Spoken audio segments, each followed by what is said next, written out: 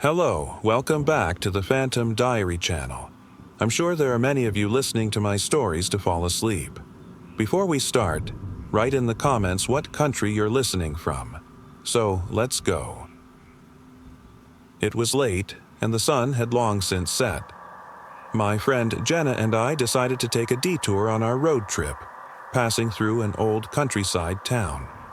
Nestled in the heart of it was a grand, forgotten garden, an overgrown relic of a bygone era, untouched for years. The garden was surrounded by tall, ivy-clad walls with an iron gate that groaned as we pushed it open. The moonlight barely reached the tangled maze of hedges and crumbling statues. We wandered deeper into the garden, the gravel path crunching beneath our feet, creating eerie echoes in the still night air. The air was heavy, thick with the scent of wildflowers and decay. "It's beautiful," Jenna whispered, her voice uneasy. She shone her flashlight over the twisted rose bushes, their thorns clawing out from the undergrowth. The garden was vast, with paths leading off in every direction, winding through forgotten corners. But something felt off. The deeper we went, the quieter it became. The chirp of crickets had faded, and there were no sounds of wildlife, only the distant rustle of leaves and the soft creak of branches overhead. We stopped near a broken fountain at the garden's center, a statue of a woman with hollow eyes and a shattered mouth, water long since dried up. The entire scene seemed frozen in time. As Jenna took a photo with her phone, her screen flickered momentarily, showing distorted figures just beyond the frame, a glimpse of something unnatural, dark shapes that didn't belong. "Did you see that?" she asked, lowering her phone. I shook my head, but my stomach tightened. It was probably just a glitch. Still, the feeling lingered. An unseen presence seemed to watch us, lingering in the shadows, following our every move. The garden stretched endlessly around us, paths twisting and turning in endless loops. It was as if we were being led deeper into something we couldn't escape. "We should go back," Jenna said nervously, her voice barely above a whisper. Just then, we heard it, a soft, low laugh echoing through the trees. A voice so cold, so detached it made our blood run cold. "Who's there?" I called out, my voice shaking. No answer. Only more laughter, so distant, so unnatural, as if it came from beyond the garden itself. The path behind us seemed to vanish, replaced by unfamiliar twists and turns. Every turn we made felt deliberate, like we were being guided deeper into the maze. My flashlight flickered again, showing fleeting glimpses of figures moving between the hedges, silent, faceless figures in the darkness. Shadows danced in the flickering light, always watching, always waiting. Suddenly, the once familiar path dissolved into a small clearing. There, in the center, stood a mirror, old, tarnished, surrounded by wilted flowers. It reflected not our own faces, but something else entirely. A twisted, unnatural visage, hollow eyes, and a twisted smile. "Get away from there," I screamed, grabbing Jenna's arm. We bolted, but the garden shifted again, paths winding into dead ends, hedges closing in as if the space itself was shrinking. The laughter grew louder, circling us, echoing endlessly. I turned back to the mirror for one last glance. It wasn't a reflection. The face was something else entirely. Something ancient, something evil. Then the garden went dark, consumed by shadows that swallowed the light. It started on a lonely highway, the kind where the horizon stretches forever, and the stars above are brighter than the taillights in front of you. I'd been driving for hours that night, making my way home after a weekend visit with friends. The radio was off, my phone was dead, and the only sound was the low hum of the tires on asphalt. Somewhere around mile marker 116, I noticed headlights in my rearview mirror. They were distant at first, faint pinpricks on the horizon, but as I glanced back, they seemed to be closing in faster than they should. A little too fast. I kept driving, telling myself it was probably just someone speeding. but the headlights grew brighter and brighter until they were nearly blinding, tailing me aggressively. My pulse quickened as the car behind me swerved slightly as if trying to pass, then fell back, only to repeat the motion seconds later. I tapped my brakes lightly, hoping they'd back off, but they didn't. Instead, their car pulled up beside me, matching my speed. Through my peripheral vision, I could see the vehicle, a black sedan, its windows dark and impossible to see through. I glanced over, trying to catch a glimpse of the driver, but there was no one inside. The steering wheel moved on its own, the car swerving closer to mine. My heart pounded as I gripped the wheel tighter, accelerating in a panic. The black sedan followed, its engine roaring louder than my own. "Leave me alone," I yelled, though no one could hear me. Suddenly, the sedan shot forward, cutting me off and forcing me to slam on the brakes. My car skidded, tires screeching, as I came to a halt in the middle of the highway. The black sedan idled in front of me for a moment, its taillights glowing like red eyes in the darkness. Then, as abruptly as it had appeared, it sped off into the distance, disappearing into the night. I sat there for a moment, my chest heaving, trying to collect myself. The highway was empty again, as if nothing had happened. I checked the time on the dashboard. It was just past 1 a.m. I told myself it was over, just some kind of bizarre road rage incident. Shaking, I pulled back onto the road and continued, driving. A few miles later, I saw something in the distance. My stomach dropped as I realized it was the black sedan, parked on the shoulder with its hazard lights flashing. I slowed instinctively, unsure of what to do. As I passed, I craned my neck to look inside the car. It was empty. No driver, no passengers, nothing. I didn't wait to figure it out. My foot slammed on the gas, the car roaring as I sped away. But the moment I looked in my rearview mirror, the headlights were back. They had appeared from nowhere, closer than before, and they were gaining on me fast. The next few minutes were a blur of panic. I weaved in and out of lanes, trying to lose the car, but it was relentless, always inches behind me. My speedometer climbed past 90, then 100, the road a black ribbon stretching endlessly ahead. Then, without warning, the headlights vanished. Let out a shaky breath, thinking it was finally over, but I was wrong. The air in my car turned ice cold, my breath visible in the sudden chill. A foul smell filled the cabin, like burnt rubber and decay. My radio, though it was off, began to hiss with static. "Why are you running?" A voice crackled through the speakers, low, guttural, and not human.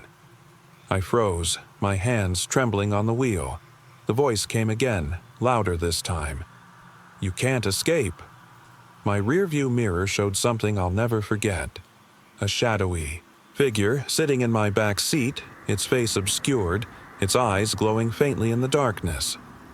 I swerved violently, nearly losing control of the car. When I looked back, it was gone. The highway stretched on, empty and endless. I drove for hours, afraid to stop, afraid to look anywhere but straight ahead. When I finally reached the next town, I pulled into a gas station and stumbled out of the car, shaking. The attendant looked up from the counter, startled by my appearance. "Rough night?" he asked. I nodded, too rattled to explain. As I turned back to the car, I noticed something that made my blood run cold.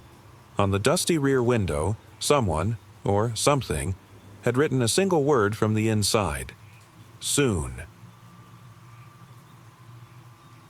It was a quiet, remote campsite surrounded by dense forest and a shallow, still lake. The sun dipped below the horizon early, leaving the sky painted in shades of deep purple and orange.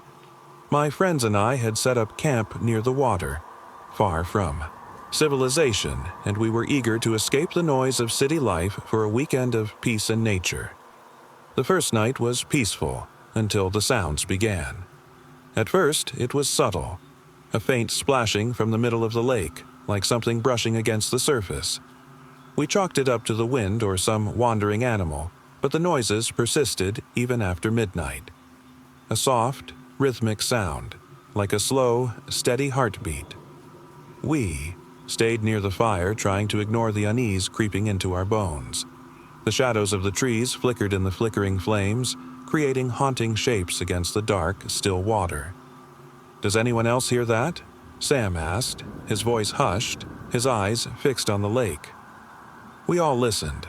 The splashing grew louder, a sound almost like breathing, long, slow inhales and exhales echoing across the still surface. "Maybe it's a fish," Emily suggested, though. None of us sounded convinced, but it wasn't just the lake that seemed off. The forest was silent, too silent. Even the usual rustling of leaves was replaced with stillness, a heavy, suffocating quiet.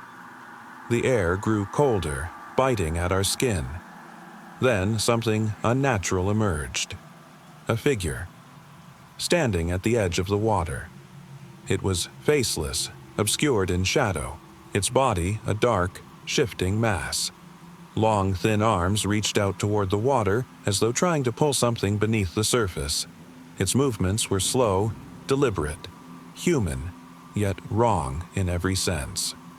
We were frozen in place. I fumbled for my phone, my flashlight illuminating a momentary glimpse, but it only made the figure seem more surreal, a black void against the shimmering lake. "Run!" I choked out, but my voice was barely a whisper. The figure began moving, toward us. Fast, too fast for something unnatural. We bolted, tripping over roots and scrambling through the forest. The splashing sounds followed, closer than before. Each footstep echoed behind us, the breathing growing louder with every stride. My breath came in short bursts, panic seizing my chest. After what felt like hours, we burst back into camp, collapsing near the fire. The sound of the lake seemed to recede, but we didn't dare look back. The shadows were deep, the stillness oppressive. We sat there, huddled, until dawn broke through the trees.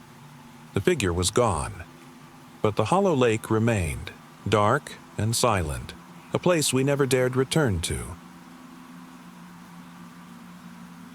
It was an ordinary evening when my husband and I decided to take a walk through the woods near our new home. The sun was setting behind the trees, casting long shadows across the trail. We had moved here just a few weeks ago, and the quiet seclusion had been one of the main reasons for choosing this area. The woods were vast, with tall, twisted trees stretching toward the sky. We followed a narrow path that curved around a small, stagnant pond. The air was cool and still, and everything felt peaceful, almost too peaceful. It was strange how the forest seemed to absorb sound, leaving only the faint rustling of leaves and the distant hoot of an owl. "We should turn back soon," I said, squeezing my husband's hand. His grip tightened slightly as we moved deeper into the shadows. Suddenly, we heard a faint humming. It wasn't coming from any direction we could identify. It was low, rhythmic, like a chant that seemed to pulse in sync with the trees. The air grew colder, heavier, and I began to feel uneasy. "What is that?" I whispered. "I don't know," my husband replied, his voice strained. The humming grew louder. It was like a song we couldn't understand, the words slithering around in the darkness. We paused, holding our breath, listening. The forest seemed alive, too alive. Every shadow moved slightly, shifting shapes that were impossible to make out. Suddenly, the path ahead seemed to narrow, the trees closing in on us. The woods felt like a living, breathing entity, and we were lost within it. My phone had no signal, and the sky had turned an unnatural shade of deep blue. A low growl echoed behind us. My husband turned quickly, flashlight raised, but there was nothing there, just more trees. Yet the sound continued, closer now, a raspy, guttural sound that chilled my bones. "We need to get out of here," he whispered, urgency thick in his even voice. We started walking faster, the hum still surrounding us, getting louder with every step. My heart pounded in my chest, and I felt the cold hands of fear gripping at my throat. Then I saw it. A figure. Tall, shadowy, and humanoid, standing at the edge of the trail. Its eyes glowed faintly, a pale, unnatural light cutting through the darkness. I stopped, frozen, unable to move. My husband called my name, his voice distant as if underwater. The figure began to move. Slowly at first, its long, thin arms extending toward us. The humming reached a fever pitch, vibrating in the air like a symphony of madness. My breath hitched, and my vision blurred as if something was bending reality itself around us. "Run!" my husband yelled, yanking me forward. We sprinted through the woods, the figure always just behind us, its presence closing in. I could feel its cold breath on my neck, hear its whispering voice in my mind. "You're mine now." We didn't stop. The path twisted and turned endlessly, but somehow we kept moving forward. The humming finally faded, and the creature's presence slowly receded, retreating back into the shadows. Breathless and trembling, we broke through the tree line into the clearing near the pond. The sound of the forest was gone, leaving only the distant croak of a frog. My husband dropped to his knees, gasping for air, as I collapsed beside him. What was that?" I whispered. He shook his head, eyes wide. "Something we shouldn't have found." The hollow woods were still. It had been years since anyone had lived in the grand old estate. The once stately mansion sat at the edge of a wooded hill, its windows dark and its gates rusted shut. The locals spoke of it in hushed tones, whispers of the family who had vanished, without a trace decades ago. Curious, my friends and I decided to explore it. As we parked our car along the long winding driveway, the sun was setting fast. Shadows stretched across the lawn, and the silence was unsettling. No birds, no breeze. The air felt thick, almost suffocating. We approached the mansion cautiously, stepping over overgrown weeds and broken cobblestones. Inside, the house was a mausoleum of forgotten memories. Dust coated every surface, and the scent of decay was overwhelming. Furniture had been pushed aside or torn apart, revealing splintered wood and faded fabrics. The grand chandelier above us hung precariously, its crystals cracked and reflecting warped shadows. "Be careful," I warned as we navigated the dark hallways, but the others were too mesmerized by the beauty of the place to heed my words. In the ballroom, the floorboards creaked beneath our feet, sounding louder than they should have. A broken mirror leaned against the far wall, reflecting an empty space where a figure shouldn't have been. Yet, when I glanced back, I swear I saw a distorted face, its eyes hollow and sunken, watching us from the reflection. I turned away quickly, dismissing it as a trick of the dim light. We continued deeper, searching for signs of anything left behind. At the far end of the hall, we stumbled upon a locked door, its wood old and warped with age. There was something unsettling about it, like the very air around it was heavier. As I touched the doorknob, a chill ran down my spine. Before I could turn it, a voice whispered from behind us. "You shouldn't be here." We froze, turning slowly. The hallway was empty, no footsteps, no breathing. Just the echo of the voice lingering in the oppressive silence. I reached for my flashlight, but it flickered weakly, only illuminating the darkness further. My friends exchanged uneasy glances, but no one spoke. The weight in the air pressed, heavier, a suffocating presence looming over us. "Let's get out," someone whispered. As we turned toward the main entrance, a sound echoed down the hallway. Slow, deliberate footsteps, as if something impossibly tall was walking toward us. My heart pounded. The whispers grew louder again, no longer a voice, but a chorus of whispers, filling the room with ancient, inhuman murmurs. We bolted for the door, but it was locked. Panic set in. The whispers rose into guttural chants, filling the space with something dark, something long forgotten. Finally, with one final scream, the door burst open, revealing nothing but empty moonlight. The estate stood behind us, silent once more. We ran to the car, not daring to look back. The mansion was gone by the time we glanced over our shoulders. It was a late summer evening when I decided to take a shortcut through the outskirts of the town. My friend had warned me about the area, saying it was unsafe, but the sun was setting fast and the streets seemed almost deserted.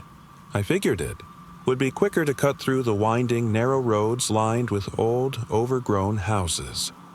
The air was still, and the hum of insects was the only sound. Shadows stretched long across the cracked pavement, the fading light casting eerie shapes against the decaying buildings. Some of the houses had windows boarded up, their facades peeling, as if they had been abandoned for years. Others looked, lived in, but their inhabitants seemed to stay hidden, watching from behind closed curtains. I felt uneasy, but I pressed on.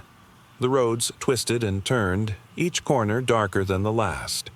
My flashlight flickered in and out, and the longer I walked, the more I felt like something, or someone, was following me. Every creak of the wooden porches, every whisper of the wind through the broken shutters made my pulse quicken. As I neared the end of one particularly narrow street, I noticed a figure standing at the edge of my flashlight beam.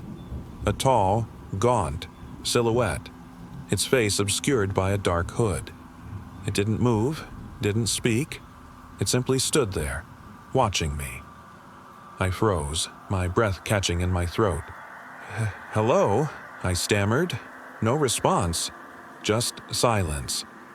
Slowly, I turned to walk away, my heart pounding. But with every step, I could feel it closing in behind me. My flashlight flickered again, and when it came back on, the figure was closer, just a few feet away. Its hands hung limp at its sides, but I couldn't see any details. No eyes, no face, just shadows, dark and empty. "Please," I whispered, trying to steady my voice. "Leave me alone." The figure tilted its head slightly, as if it were listening. Then it took a step forward, another step. I turned to run, but as I did, I stumbled, tripped over a broken piece of concrete, and fell hard onto the pavement. I tried to get up, but my legs wouldn't move. They felt heavy, like they were sinking into the ground. The figure loomed over me now, impossibly close. I could feel its breath on my neck, cold, damp, and unnatural. A voice, distorted and hollow, whispered, "You shouldn't have taken the shortcut." Everything went dark. It all started with an old mirror. I found it at a thrift store, hidden away in the corner behind dusty glassware and forgotten books.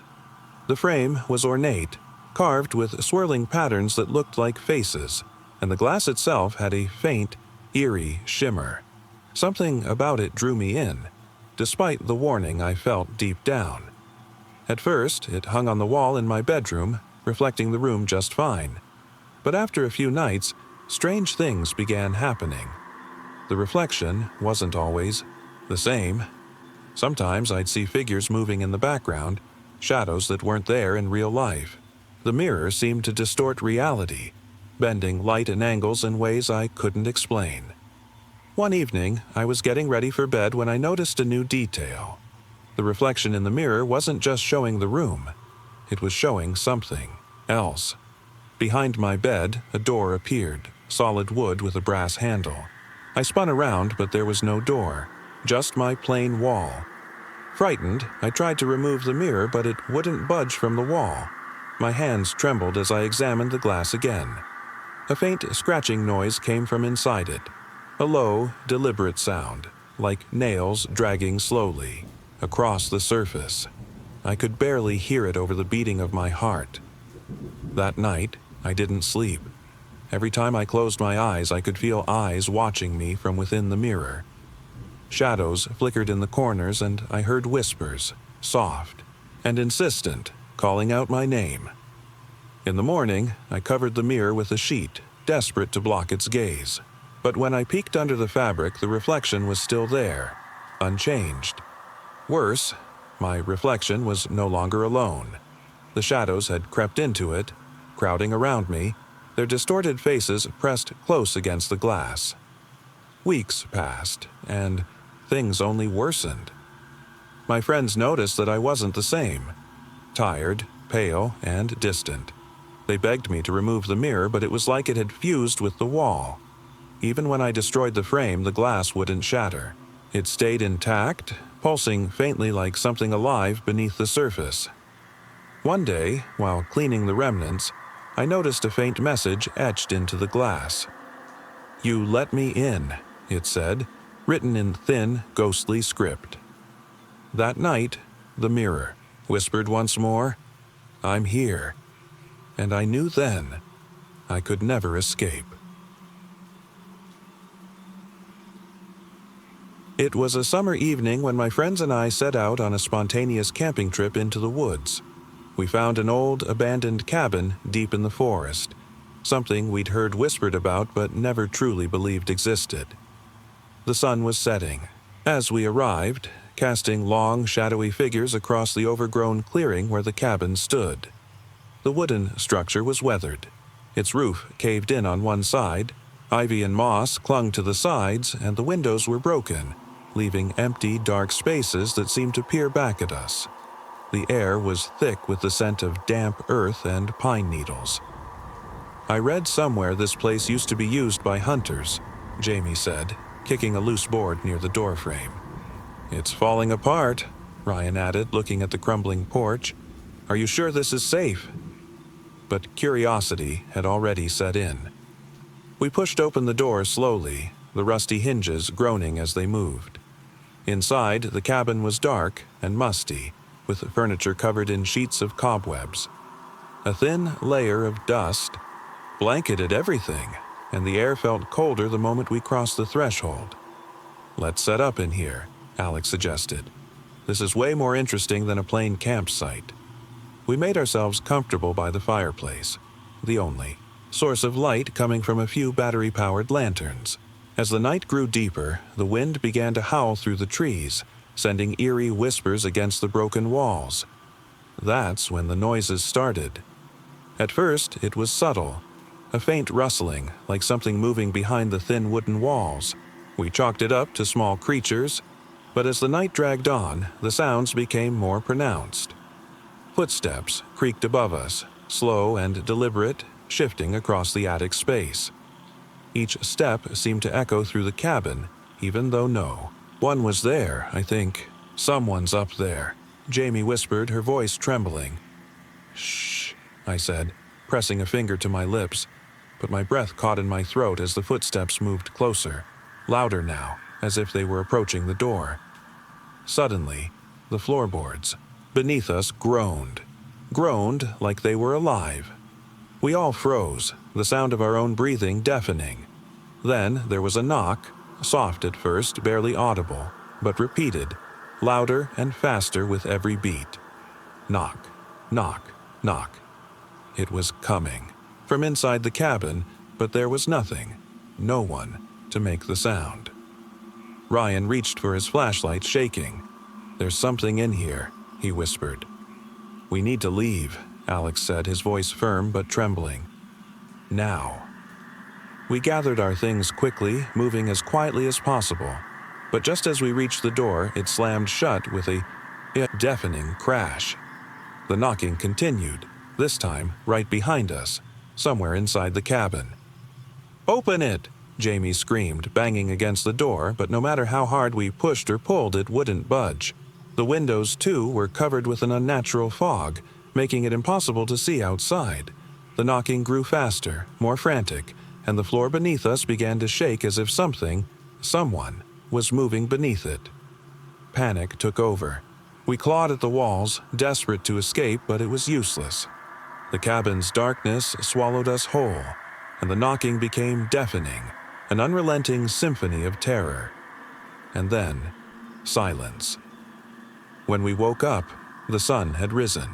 The cabin was empty once more, not a trace of what had happened the night before. The floor was untouched, and the door was still closed as if nothing had ever happened. But we knew the truth. Something had been with us that night, watching, waiting, and it had no intention of letting us leave again. It was late evening when we left the small town behind. The sun had long since set, leaving the horizon a dull orange glow as we drove down the winding country road. The headlights barely cut through the dense trees lining either side, and the air was thick with the scent of earth and pine. Just a few of us had decided on this spontaneous road trip. My best friend Rachel sat beside me in the passenger seat, while our two friends, Ben and Lisa, followed behind in a separate car. The road had been quiet for miles. No other cars, no signs of life. The distant hum of cicadas was the only sound. "It's getting darker," Rachel said, her voice tense. "Maybe we should stop soon." "We're fine," I replied, trying to sound reassuring. "There's a small town up ahead, right?" I checked the GPS again, but the signal had been spotty for the last hour. It kept flashing between bars, as though the road itself was swallowing the signal. I sighed, turning the volume down on the radio. Static hissed, occasionally punctuated by distant whispers I couldn't quite make out. Suddenly, the car jolted slightly. I slammed on the brakes, coming to a stop on the side of the road. "What the hell?" I whispered, looking down at the dashboard. A deep scratch ran along the side of the car, an unnatural, jagged mark. "What was that?" Rachel asked, her voice trembling. We both stepped out of the car to inspect the damage. Nothing was visible in the darkness, no branches, no debris, just the scratch. "Must have been a rock or something," I said, though I wasn't convinced. As we stood there, I noticed Ben and Lisa's car pulling up behind us. They were clearly shaken, too. "We saw something," Lisa said quietly, her voice shaking. "On the road, a figure walking slowly. But there was nothing there when we checked." Rachel and I exchanged a glance, uneasy. The silence seemed to deepen again. The trees seemed to close in, shadows twisting unnaturally as the wind rustled through the leaves. "Let's just keep moving," I urged, though I wasn't sure if that was the right decision. The road ahead was even darker, more isolated. We drove in tense silence, but no matter how far we went, it felt like we were going in circles. The road didn't seem to end. The GPS was completely frozen now, the screen showing a blank map with no roads, no towns, just an endless expanse of black. Every now and then, we caught glimpses of something at the edge of the headlights, a shadow, a silhouette, fleeting and elusive, barely discernible before vanishing completely. It was as if the darkness itself was alive, watching. "Did you see that?" Rachel asked, gripping my arm tightly as we passed a bend. Her voice shook. I didn't need to ask what she was talking about. Every turn, every glance into the rearview mirror was met with unease. Finally, the road straightened out and there was a slight incline ahead. The headlights flickered again as we crested the hill, and that's when we saw it, the figure standing in the middle of the road. It wasn't human, at least not entirely. Its shape was too tall, too thin, and the features were distorted, lacking a clear face, just an empty, shifting void. Its movements were jerky, unnatural, like something inhuman was attempting to walk forward. I slammed on the brakes, but it was too late. The figure loomed closer, stepping toward us. We could feel its presence, almost tangible in the suffocating air. The static on the radio surged louder, an inhuman scream cutting through the noise before fading again into eerie silence. "We have to get out of here," I managed to say, my voice a whisper. My hands were trembling as I put the car in reverse, tires squealing as I sped backward. The figure didn't follow, at least not immediately, but the fear that it was still there, waiting in the darkness, haunted us. We didn't stop until we found a small roadside motel, miles down the highway. The place was no safer. Creaky floors, flickering lights, and an air of oppressive stillness. But we didn't care. We just needed to put distance between us and whatever we saw. To this day, we have no explanation for what happened on that road. The memory haunts us, an endless, silent expanse of darkness and something beyond our understanding. It was just another forgotten warehouse, hidden away in the industrial part of town. Rusted metal walls, shattered windows, and a reputation for being haunted by whispers. Nothing unusual for a place like this. I was a paranormal investigator, drawn by the stories of strange occurrences that had plagued the building for years. My team, 4 of us, stepped inside, armed with cameras, EMF meters, and a thirst for the truth. The building had a heavy, oppressive atmosphere from the moment we entered. Dust motes floated through the dim light, settling into layers on the floor like some forgotten graveyard. The floorboards groaned beneath our steps, and every sound amplified unnaturally. The whispers, we were told, had only gotten louder over time. Murmurs of lost souls trapped within the walls. "Stay close," I warned, my voice steady despite the unease creeping into my chest. The air was thick with moisture, colder than it should have been for a building left unused. The rusted machinery in the far corner creaked faintly, as if it were alive, its wheels turning for no one. We moved deeper into the warehouse. The farther we went, the more things felt off. Our equipment buzzed erratically, EMF readings spiking randomly and the cameras capturing flashes of movement that weren't there when we reviewed the footage later. Suddenly, the whispers grew louder. Soft, agonizing voices chanting in unison, echoing from the shadows. The sound was unsettling, though no matter how much we tried to make sense of it, no clear words emerged, just fragmented syllables, endless and haunting. "Who are you?" Samantha asked, her voice trembling. She was the newest member of the team, and clearly the most affected by the overwhelming atmosphere. But there was no response, just more whispers. Louder this time, closer. I shone my flashlight down a corridor, revealing a door ajar at the end, pulsating with faint, unnatural light. It wasn't our equipment malfunctioning. This light radiated from the shadows as if something inside was calling out to us. "Let's check it," I said cautiously, motioning for the group to follow. The air grew colder with each step toward the doorway. The whispers reached a fever pitch, a choir of sorrowful voices clawing their way into our minds. The light pulsated brighter, too bright, and the moment we crossed the threshold, the temperature plummeted further. Inside, the room was unlike anything we'd encountered. Bookshelves lined the walls, but they were empty, barren wood with nothing to show. The center of the room held a circular stone table, ancient symbols etched into its surface, glowing faintly beneath the strange light. Around the table stood figures, shadowy, human-like shapes with no faces, just voids where eyes should be. They turned toward us as one, their murmuring voices intensifying. It was impossible to make out what they were saying, but their presence was overwhelming. Every instinct screamed at us to run, but our bodies felt paralyzed, rooted to the spot. "Who are you?" I demanded, my voice shaking, reaching for the camera. One of the shadow figures stepped closer. It didn't have feet, just tendrils of darkness curling from where they should have been. A breath escaped from the void where its face should have been, whispering directly into my ear. "Bound," it whispered, "bound to this place." Then everything went black.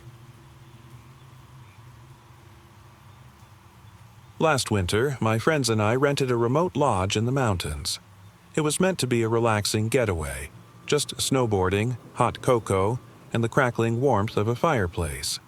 The lodge was nestled deep in the forest, far from any other people, and the snowstorm that hit on the first night made sure we were completely cut off.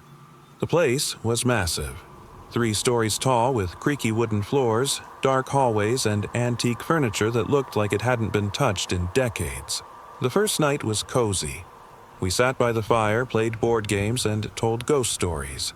But as the storm raged outside, something started to feel wrong. Around midnight, I woke up to a faint noise, a rhythmic tapping, like fingers drumming, on a window. I brushed it off, thinking it was just a branch hitting the glass in the wind. But when I checked, there was no branch, and the window was perfectly still. The next morning, my friend Claire said she'd heard footsteps in the hallway during the night. They were slow, like someone was pacing, she said, laughing nervously. We joked about the lodge being haunted, but her unease stuck with me. That evening, the power went out. It wasn't surprising, given the storm, but the timing felt off. The fireplace was still roaring, so we gathered around it, using flashlights and lanterns to light the room. The howling wind outside made the old house groan and creak like it was alive. While we sat there, we heard a loud thud upstairs. It wasn't a subtle sound. It was deliberate, like something heavy had been dropped. We all froze, staring at each other. "What was that?" Ethan whispered. "Probably just the wind," I said, trying to keep everyone calm. But deep down, I didn't believe it. Another sound followed, this one sharper, a dragging noise like furniture being pulled across the floor. It came from the third floor, the part of the house we hadn't explored yet. Against my better judgment, we decided to investigate. Armed with flashlights, we climbed the narrow, creaking staircase to the third floor. The air was colder up there, and the hallways felt narrower, the shadows darker. We checked every room, old bedrooms, storage spaces, but they were all empty. Finally, we reached the last door, at the very end of the hall. It was locked. "Let's just go back downstairs," Claire pleaded, but Ethan was already fiddling with the doorknob. With a loud snap, the lock gave way and the door creaked open. Inside was a small room, bare except for a single wooden chair in the center. On the floor, around the chair, were deep scratches, as if it had been dragged back and forth for years. The air smelled foul, like rotting wood and mildew. On the far wall was a mirror, cracked and dusty. As we stepped inside, our flashlight beams bounced off the glass. For a moment, I thought I saw something move inside the reflection. Something that wasn't us. "Do you see that?" Claire whispered, her voice trembling. We stared at the mirror. The room behind us was empty, but in the reflection there was a figure sitting in the chair. It was pale, hunched, and facing away from us. Ethan shone his flashlight directly at the chair. It was empty. "Let's get out of here," I said, my voice shaking. But as we turned to leave, the door slammed shut. The sound was deafening, like it had been slammed by an unseen hand. The mirror's reflection shifted. The figure stood up, slowly turning to face us. Its face was blank, featureless, yet its presence was overwhelming. It stepped closer in the reflection, though nothing moved in the room. Then the glass shattered. We screamed, bolting for the door. It wouldn't budge. The air grew icy and the walls seemed to close in. Behind us, I heard the faint sound of footsteps. Soft, at first, then heavier, faster, coming straight toward us. Just as the door finally gave way, the room plunged into silence. We stumbled back down the stairs, hearts racing. No one spoke for the rest of the night, and we left the lodge the moment the storm cleared. I don't know what we saw in that mirror, or why it was there. But sometimes, when I'm alone at night, I still hear the faint sound of a chair dragging across the floor. It started as an unusual assignment, a request to photograph an old family estate, long abandoned and rumored to be haunted. The client was distant, offering little explanation, only that the house was a legacy they couldn't bring themselves to revisit. I hesitated at first, but curiosity and the promise of a hefty paycheck pushed me forward. The house was secluded, located far beyond the reach of any well-worn road. Overgrown vines crawled up its stone walls, and the windows were covered in a thick layer of dust.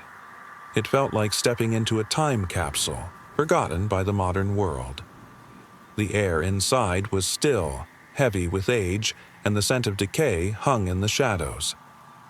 As I wandered through the rooms, I was struck by the eerie silence. The kind that makes your own breath sound thunderous in your ears.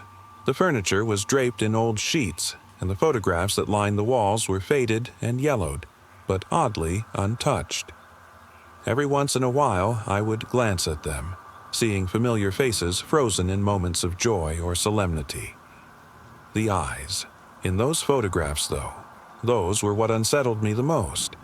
I thought it was just my imagination at first, but no matter how many times I moved from room to room, I felt as though the eyes were following me. They seemed to shift subtly, flickering when I blinked or looked away as though they were alive. Focus, I whispered to myself, adjusting my camera. I needed the perfect shots to prove I'd been here, but as I moved deeper into the house, the light began to falter. My flashlight flickered constantly, casting flickering shadows across the walls. Then I found it. The room at the very end of the hallway, locked tightly with an ancient, rusted padlock. This room was different from the others. The air felt colder, heavier, pressing against my chest. I could hear faint whispers through the door, a ghostly, sorrowful sound that made my skin crawl. I took out my camera and snapped a photo through the keyhole. The flash illuminated a small square room inside, empty, save for a single photograph resting atop a small, broken desk. It was the only object in the room, and its presence sent chills down my spine. The photograph depicted a family, smiling and dressed in formal attire, but the expressions on their faces were hauntingly vacant. Their eyes were empty, void-like. The longer I stared, the more I felt those eyes staring back at me. A noise behind me broke my concentration. I spun around, my heart racing. The hallway was still empty, but the whispers had grown louder, closer. I turned back to the photograph, attempting to take another shot, but the flash refused to work. Instead, my camera displayed an ominous message on the screen. No memory. Panic surged through me. I couldn't remove the photograph. It was embedded into the frame of the desk, its edges cracked and sealed by age. I grabbed at it, tugging hard, but it wouldn't budge. That's when I saw the outline of a figure in the shadows. Something, shifting, slowly moving through the corner of my vision. The whispers were now more distinct, their voices mourning, sorrowful. The eyes from the photographs.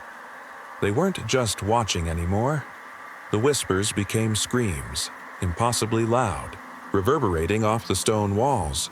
I couldn't breathe, couldn't move. My flashlight flickered and died, leaving me in pitch darkness. The only sound was the unmistakable scraping of footsteps, closer now, human, yet far from natural. "Get out," a voice hissed from the darkness. It wasn't my own. It wasn't human.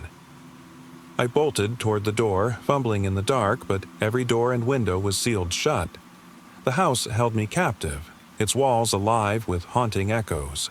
The photograph on the desk gleamed faintly, glowing with an otherworldly light as though summoning something ancient from beyond the veil. I felt a hand graze my shoulder, a cold, clammy touch, unlike anything flesh could give. My breath hitched. "Please," I whispered, choking on the fear. "Let me go." There was no reply, only the sound of the photograph shifting, the vacant eyes widening impossibly large. My camera, flickering once more, displayed one final message before shattering. Into pieces, no escape. The library was massive, stretching across several floors with endless rows of shelves, books stacked from floor to ceiling. It was old, filled with the scent of aged paper and dust. I worked the late shift, alone, as usual. Every creak in the floorboards seemed magnified in the stillness. The chandeliers above cast long shadows that danced against the walls, but even with the occasional flicker of light, the deeper corners of the library seemed darker, more oppressive. At first, it wasn't anything unusual, just another quiet night with the occasional rustling sound, likely caused by the settling of the old building. But as the hours dragged on, I began to notice things. Subtle, unsettling details that made my skin crawl. I had been shelving a stack, of books when I heard a faint whisper, soft, almost imperceptible. I paused, glancing around, but the aisles were empty. The library was eerily quiet once again. Brushing it off, I continued my work. That's when I saw it. A figure in the distance, standing between two shelves. A shadowy figure, unmoving, watching. No details, just a hollow outline of a person, tall and gaunt. My breath caught in my throat. "Hello?" I called out, my voice trembling. No response. The figure didn't move. It simply stood there, watching. Heart racing, I took a step back, but my foot brushed against something cold. Looking down, I saw a book lying face down on the floor, its pages torn, as though something had been ripped from it. "What the hell?" I muttered. I hurried toward the front desk, heart pounding against my ribs. My fingers fumbled over the phone as I tried to call security. The line went dead. Static hissed through the receiver. The whispers started again, low, almost inaudible at first, but they grew louder with each passing second, creeping into my ears like nails scratching against glass. I turned around slowly. The shadow was closer now, looming between the shelves. The eyes, empty sockets, stared into mine. Empty, lifeless. Its figure seemed to shimmer slightly as though bending the light around it. I stumbled backward, but there was nowhere to go. The aisles were endless, packed with books and shadows. The whispers reached a fever pitch, rising to a deafening cacophony as the figure moved closer. Suddenly, a voice echoed through the library. A voice that was not mine. A voice that shouldn't have been there, whispering my name. "Who are you?" I felt a cold hand brush against my cheek. Ice cold. My knees buckled and I fell to the ground, my scream echoing through the silent library. The figure towered above me now, its distorted shape twitching unnaturally. In a moment of desperation, I grabbed a heavy encyclopedia from a nearby shelf and smashed it against the figure. The hollow shape flickered violently before collapsing into a cloud of black mist. The whispers ceased instantly, replaced by deafening silence. I sat there for what felt like hours, trembling, unable to comprehend what had just happened. When I finally found the courage to stand, the figure was gone. The book on the floor was gone too, along with the ripped pages. The library was empty once more, but I knew I wouldn't forget that night. It was late when we arrived at the abandoned train station. My friends and I had heard stories, whispered tales about how the station wasn't as empty as it seemed. The building had been closed for years, surrounded by overgrown weeds and broken windows. The local authorities had shut it down after reports of strange happenings, faint voices, flickering lights, and figures that appeared in photographs but couldn't be seen in person.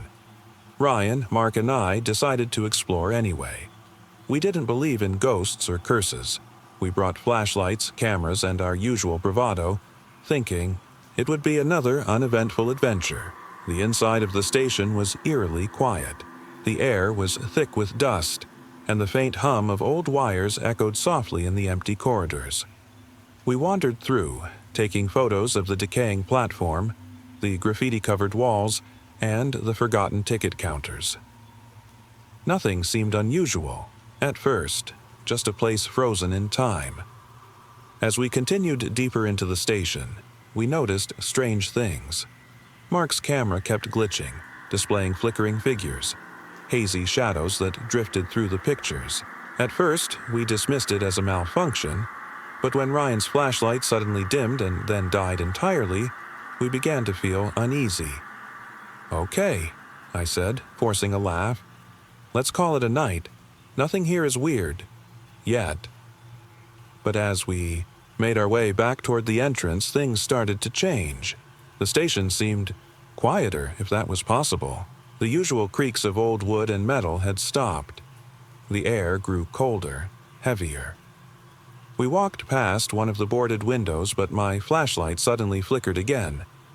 This time, I saw it. A figure, distorted, standing in the distance, just Outside the glass. It wasn't moving, just staring. I could barely make out its face. Lips pulled into a grotesque, silent smile. Eyes hollow. "Guys, stop," I whispered, shining my light on the window. But the figure had already disappeared. "Nothing's there," Mark said, though his voice held a trace of doubt. "It's just the darkness playing tricks." We continued on, our unease growing. Then Ryan froze mid-step. His voice trembled as he whispered, "Did you hear that?" "Hear what?" I strained to listen, but all I could hear was the faint hum of the station's ancient air conditioning. Mark shook his head. "Nothing but your imagination." Yet, as we turned down a long corridor, there was no mistaking it. A faint whisper, low and desperate, filled the air. It wasn't coming from anywhere we could see. It surrounded us, echoing in every direction. "We need to leave," Ryan said, urgently. Now! The station had become a maze, twisting and turning with no clear way back. Our flashlights flickered again, one by one, until the darkness consumed us. We were left in total blackness. Then, from somewhere nearby, we heard it again. A voice, almost indistinguishable. But this time, it wasn't a whisper. It was laughter. It was closer. "Run!" I shouted, grabbing my friends by the arms. But our feet felt heavier, our breathing labored. The laughter echoed through the walls, louder now, malicious and hollow. As we stumbled into what we thought was an exit, we emerged into a different room, one with photos lining the walls. They were the same photographs we had taken earlier, but these were different. Faces, hundreds of them. People we had never seen before, staring back at us with hollow, lifeless eyes. Some were smiling grotesquely, their mouths open in silent screams. "Get out of here!" Mark screamed, his voice cracking as we tried to back away. But something grabbed my arm, cold, clammy fingers that burned into my skin. I looked down and saw it. A reflection in the shattered glass of one of the photographs. A figure stood behind me, its face just behind mine, closer than it should have been. "No," I gasped. The figure tilted its head, its lips curving into that horrifying smile. It wasn't breathing, it wasn't human. Yet its gaze bore into mine with an unsettling hunger. I couldn't move, couldn't scream. Then the lights flickered, one last time, and the figure vanished.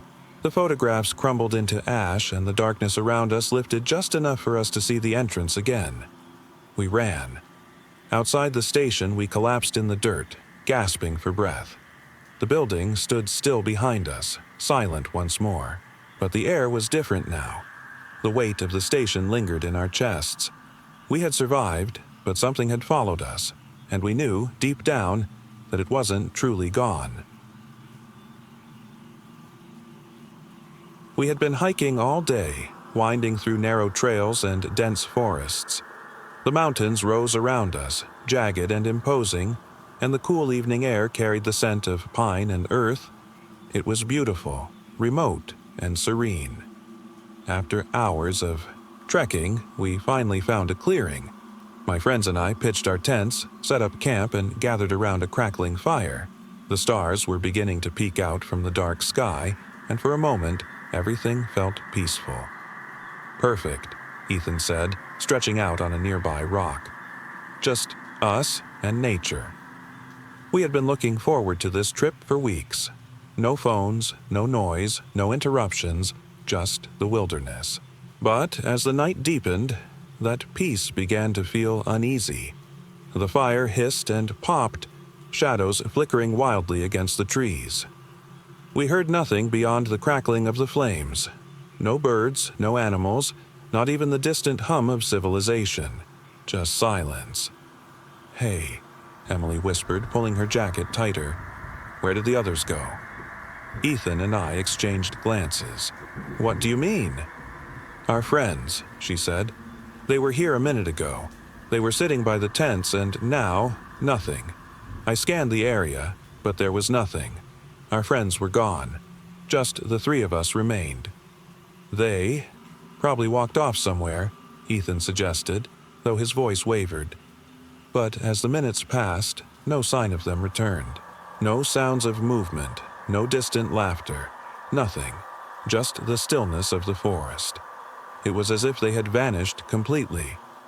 "We should look for them," Emily said, standing. Her flashlight flicked on, casting long beams into the dark. "Woods. We're not splitting up," I warned her. "Let's stay by the fire." Ethan nodded. "Yeah, it's not safe. Whatever happened, they'll come back." But as we sat there, the unease deepened.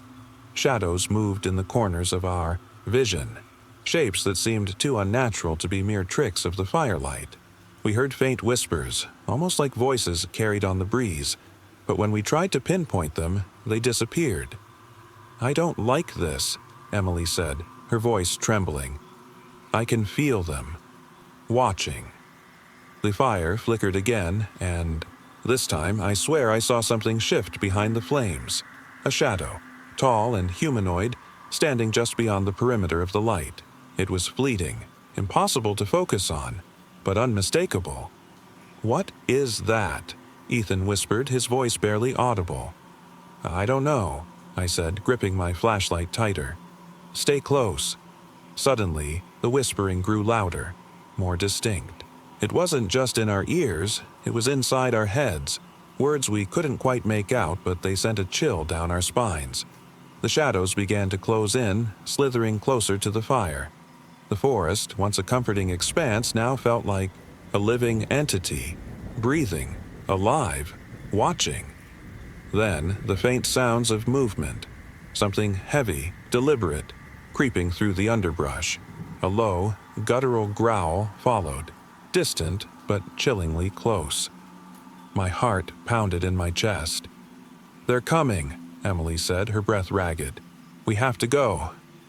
Ethan grabbed her hand, and we bolted for the tents, stumbling through the uneven ground. Behind us, the whispers and growls grew louder, more aggressive.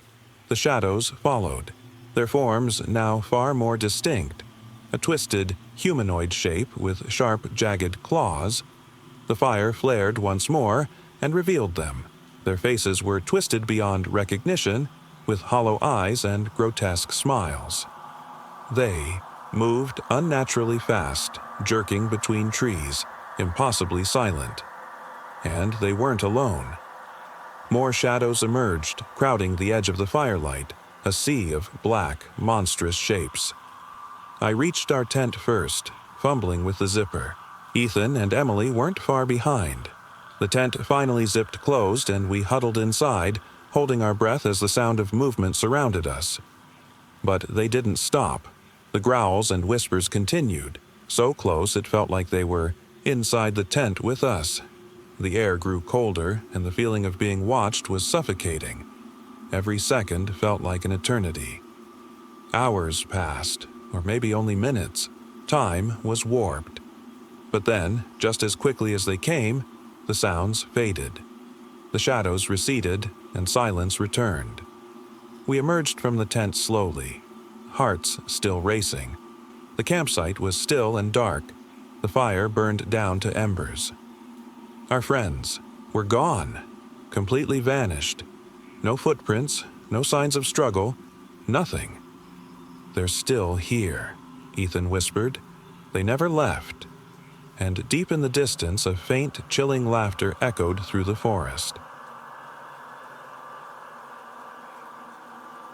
We had just moved into the old apartment building downtown. The place was cheap, secluded, and isolated from the rest of the city. The building itself looked like it hadn't seen anyone go in or out for years. Dust-covered windows, peeling paint, and the smell of mildew filled the air as we stepped through the front door. The landlord had warned us about some quirks, but we didn't think much of it. Our first night in the apartment was quiet, the kind of quiet that makes you feel exposed. We didn't think much of the creaking sounds coming from the floors, or the occasional draft whispering through the cracks. The next night, though, something changed. It started with a knock. One soft, hollow knock at the front door. We froze. There were no visitors. Nobody had been inside the building for as long as we knew. Ryan, always the brave one, made his way to the door and peeked through the peephole. Nothing, just the empty hallway. "Maybe the wind," he muttered, half joking. We exchanged uneasy glances but brushed it off. That was until the knocking came again, this time louder. A relentless, rhythmic tapping that seemed to echo through the old building. It wasn't random, it was deliberate. None of us wanted to move. We were rooted in place, our hearts racing. Every knock seemed to come from a different part of the apartment. Sometimes from the door, sometimes from the walls, and other times from above us. The sounds grew closer, surrounding us, closing in as if whatever was making them was right, there in the room with us. That's when the whispering started. It was soft at first, barely audible. Then it grew louder, more distinct. "Let us in." The voice wasn't human, though it sounded like it had once been. The words were muffled, distorted, as if the speaker was trying to force them through, some otherworldly filter. We couldn't understand what was happening, but the fear was overwhelming. Emma tried to move toward the window, hoping maybe there was someone outside, but as soon as she got close, the knocking intensified, the whispers growing louder. We could feel them inside our heads now. We locked ourselves in the bedroom, doors barricaded, hearts pounding. The knocking continued throughout the night, never ceasing, never fading. The whispers turned to screams, shrill and hollow, reverberating off the walls of the old building. It was as if the entire apartment had come alive, its very structure trying to consume us. Morning didn't bring relief.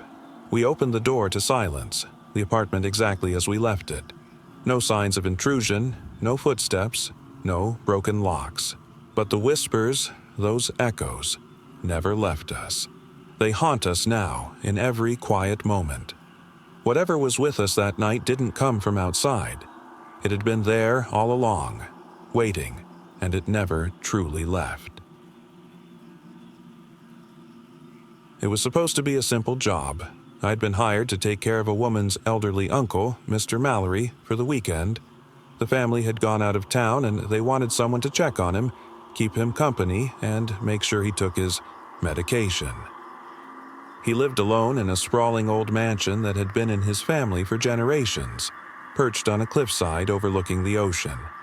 The place was remote, isolated, the kind of house you'd expect to see in horror movies. I didn't mind. I needed the money. Mr. Mallory was pleasant enough, slow-moving, frail, but with a sharp mind. He lived in the parlor most of the time, sitting by the window and staring out at the sea. He'd occasionally speak to me, but most of the time, he preferred the silence. It was eerie, but I chalked it up to his age. The first evening, after dinner, he asked me to close the heavy curtains in the parlor.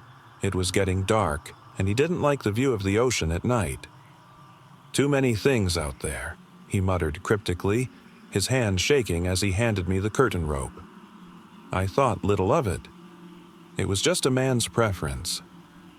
I finished, closing the curtains, and the room seemed to shrink in the dim light, making it feel even more isolated. Mr. Mallory had retreated to his chair, staring vacantly at the floor. "Don't mind the house, dear," he said without looking up. "It has its secrets, and some of them are still here." I felt a shiver run down my spine, but I brushed it off. Old people often said strange things. The night passed uneventfully, though I found it difficult to sleep in the house. The wind howled outside, and the sound of creaking floorboards in the halls kept me on edge. At around 2 a.m., I was awoken by a noise, a soft scraping sound coming from downstairs. I held my breath. It came again, louder this time. A faint dragging, like something heavy moving across the floor. I hesitated, but decided to investigate. I tiptoed down the dark staircase, the wooden steps creaking under my weight. As I reached the bottom, the noise stopped. My flashlight flickered as I shone it into the hallway. Nothing. Just empty rooms, their doors ajar. I took a few cautious steps forward. Then I saw it. A shadow, barely visible, moving from one room to the next at the far end of the hallway.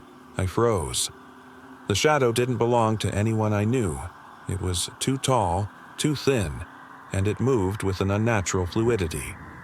I called out, "Hello, Mr. Mallory?" The figure didn't respond. It didn't even seem to hear me. Slowly, I crept closer, my heart hammering in my chest. Suddenly, I felt a hand on my shoulder. I spun around, nearly dropping the flashlight. Mr. Mallory stood there, his face pale, eyes wide with terror. "Don't follow it," he whispered, his voice shaking. "It's been watching me for years." Before I could ask what he meant, the shadow moved again, disappearing into one of the rooms. I felt the blood drain from my face. I turned to Mr. Mallory. "Who is it? What is that thing?" His voice cracked. "You don't want to know. Stay upstairs. Stay out of its reach. It's waiting." I didn't need to be told twice. I rushed back up to the parlor, locking the door behind me. My pulse was racing, and my hands were clammy.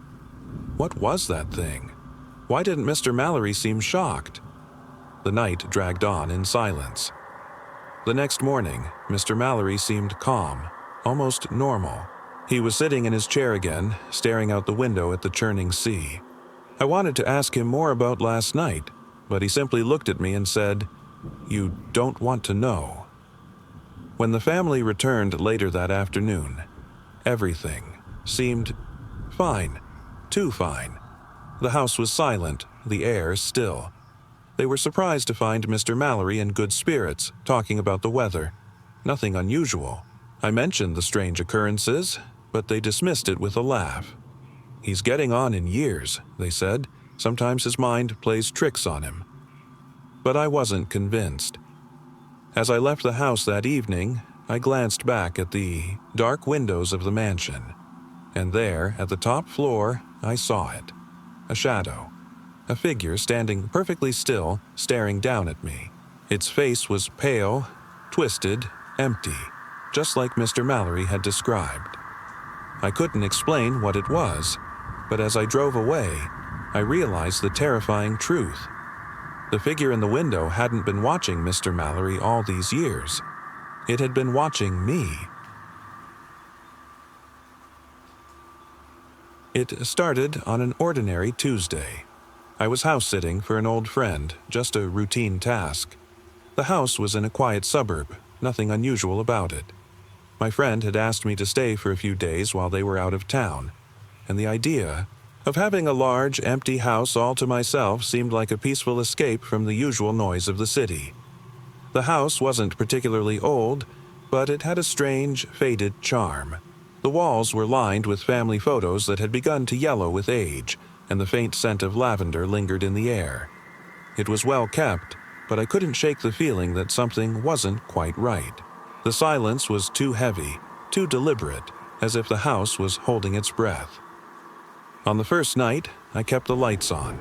The silence felt oppressive, and I couldn't bring myself to wander through the darkened hallways. But by the second night, curiosity got the better of me. The house felt strangely familiar, like I had been there before, though I knew I hadn't. As I roamed through the dimly lit rooms, I couldn't ignore the feeling that someone was watching me. Every corner I turned seemed just a little too shadowy. That's when I noticed the whispers. They started faint, barely audible, like they were carried on the wind. I figured it was just the house settling, but as the night wore on, the whispers grew louder. They seemed to come from the walls, but whenever I pressed my ear to them, they stopped. It was as if the house itself was trying to speak, only to fall silent when I paid attention. By the third night, the whispers had become impossible to ignore. They echoed through the house, now distinct words, soft, chilling, and indecipherable. I kept moving from room to room, but no matter how far I walked, they followed. It felt as though the house had come alive, consumed by some unseen force. Then, around midnight, the lights flickered and died. Panic shot through me as I realized the house was plunged into darkness. I fumbled for my phone to call for help, but my signal was gone. I was cut off from the world. Suddenly, I heard footsteps. Slow, deliberate, echoing down the hallway. I stood frozen, my heart thudding in my chest. The footsteps weren't like any I'd ever heard. No one walks like that. It was as if whoever, or whatever, was making those sounds didn't have legs. The pacing grew louder, closer. Then a knock. Just one, but it wasn't at the door. Came from inside the walls. A hollow knock, repeated over and over as though someone was trapped behind them, trying to escape. My blood ran cold as I backed away, feeling trapped and surrounded by darkness. I didn't know how long I stood there, but soon the whispers became more than just disembodied sounds. They were calling to me. They seemed to come from all around, each word spoken clearer than before. "Let us out," they pleaded. "Please, help us." In a moment of sheer terror, I bolted for the front door. I didn't care about the force keeping me there. I had to escape. But as I unlocked the door and pushed it open, I realized it wasn't my front door. The house I was standing in wasn't the one I had entered. I had stepped into a house identical to the one I had come from. Same layout, same old photos on the walls. But something was different. The air was colder, the silence deeper, and the whispers had followed me, now louder and more desperate. I didn't dare go back inside. Instead, I ran into the night, my breath clouding in the freezing air. The whispers still echo in my mind. Each word burned into my memory. And even though I made it out, I know the house isn't done with me. Sometimes I hear those whispers in my sleep. They're never far. They're still calling. It started with an invitation I couldn't ignore. A friend, someone I hadn't spoken to in years, reached out. The message was simple. "Come visit me. I've got something strange to show you." His house was located high on a hill, far from any main road, surrounded by empty fields and scattered woods. I hadn't seen him in over a decade, but the tone in his message felt urgent. Intrigued, I agreed. The drive there took hours. The farther I went, the fewer signs of life I encountered. The last mile was on a narrow, winding road that disappeared into thick forest on either side. The only sounds were the crunch of gravel under my tires and the rustling of leaves. Finally, I arrived at the house. It stood on a hill, distant and isolated, looking more like a relic from another time than a modern home. The windows were old, the wooden shutters peeling, and the paint was faded and cracked. Yet there was something unsettling about the place. The silence, the emptiness that seemed unnatural. As I stepped out of my car, a chill ran down my spine. The air was thick, as though something had been pressing down on the world for too long. The only movement came from the trees swaying gently in the wind. But something felt off. My friend met me at the door, his face pale, his eyes sunken. He had always been the quiet type, but this was different. He looked weary, as if he had been through something I couldn't fathom. "You made it," he said, barely looking at me. His voice was hollow. I followed him inside.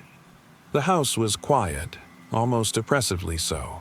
The wooden floor creaked underfoot, and every shadow seemed to stretch a little too far. The air smelled old, like dust and decay. It wasn't simply abandoned.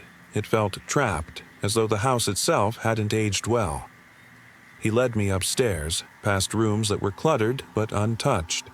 There was a tension in his silence that was almost deafening. When we reached the attic door, he hesitated before opening it.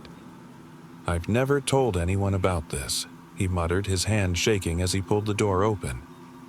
"I've tried to forget." The attic was filled with boxes, old furniture covered in sheets, and the lingering smell of something long forgotten. But it wasn't the mess that caught my attention. It was the overwhelming silence. The kind of silence that felt deliberate, oppressive.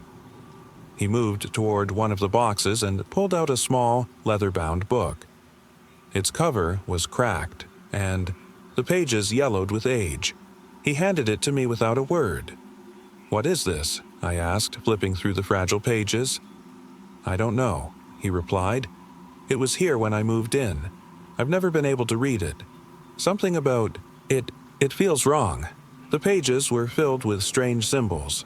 None I recognized. The handwriting was uneven, as if whoever had written it wasn't fully in control. I could feel the weight of it in my hands, as though the book had a life of its own. I handed it back to him, but as he took it, his grip tightened. His knuckles went white and he looked up at me with a mixture of fear and resignation. There's something else, he said quietly. I've heard things. At night, in the walls. I stared at him, unsure whether to believe him, but his eyes betrayed the truth.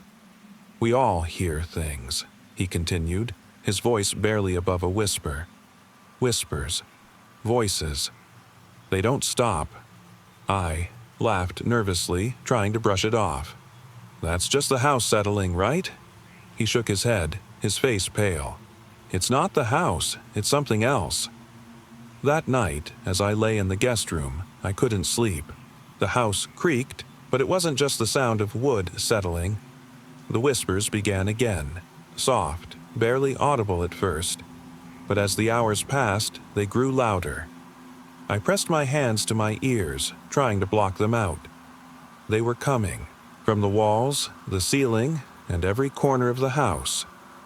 You're not supposed to be here, a voice whispered, hollow and distorted. You shouldn't be here. I couldn't escape it. No matter where I moved, the whispers followed. The next morning, my friend was gone. His car was still parked outside, but he wasn't answering his phone. I searched the house, calling his name, but there was no sign of him. I left the house, leaving the door wide open behind me and never looked back. The woods swallowed the road, and I drove away without a second glance. I never went back, and I never will. I didn't believe in ghosts or anything beyond what my eyes could see. Not until that night. It was just a normal evening when my friends and I decided to go hiking. We had heard about a hidden trail deep in the nearby forest, far from any roads, or signs of civilization. The air was crisp, the trees towered above us, their shadows stretching long and eerie as we followed the winding path. It was supposed to be a quiet escape, a peaceful night beneath the stars. The trail was narrow, barely more than a dirt path with thick forest on either side. The sunlight dimmed fast, leaving only the soft glow from our flashlights to guide us. We didn't talk much, just walking, listening to the crunch of leaves underfoot and the occasional rustle in the bushes. It was when we reached a clearing that things started to feel wrong. The atmosphere shifted. The forest was no longer the familiar, welcoming place it once was. The trees seemed taller, their branches forming a canopy that seemed to trap the light, casting deep shadows. The air grew colder, like the forest itself was holding its breath. We decided to set up camp there, thinking it was a good place to rest. But the longer we stayed, the more uneasy I became. The silence was deafening, as though the forest was holding its breath. I glanced around, trying to shake the feeling of being watched, but the woods felt alive in a way I couldn't explain. That's when I heard it. A faint, distant whisper. A voice, barely audible, carried on the wind. I stopped, my breath catching in my throat. "Did you hear that?" I asked my friends, but they shook their heads, too preoccupied with setting up the tents. I tried to brush it off, telling myself it was just my imagination. But as night fell, the whispers grew louder, weaving through the trees like they were calling to me. I could feel the weight of the forest pressing down on me, the darkness growing thicker. Then, in the stillness, I saw it. A figure standing at the edge of the clearing. A shadow, taller than any tree, motionless. I couldn't make out its features, just a black silhouette, watching us. My heart pounded, and I called out to my friends, but they didn't see it. I took a step toward the figure, compelled, despite the fear gripping me. As I drew closer, I noticed something strange.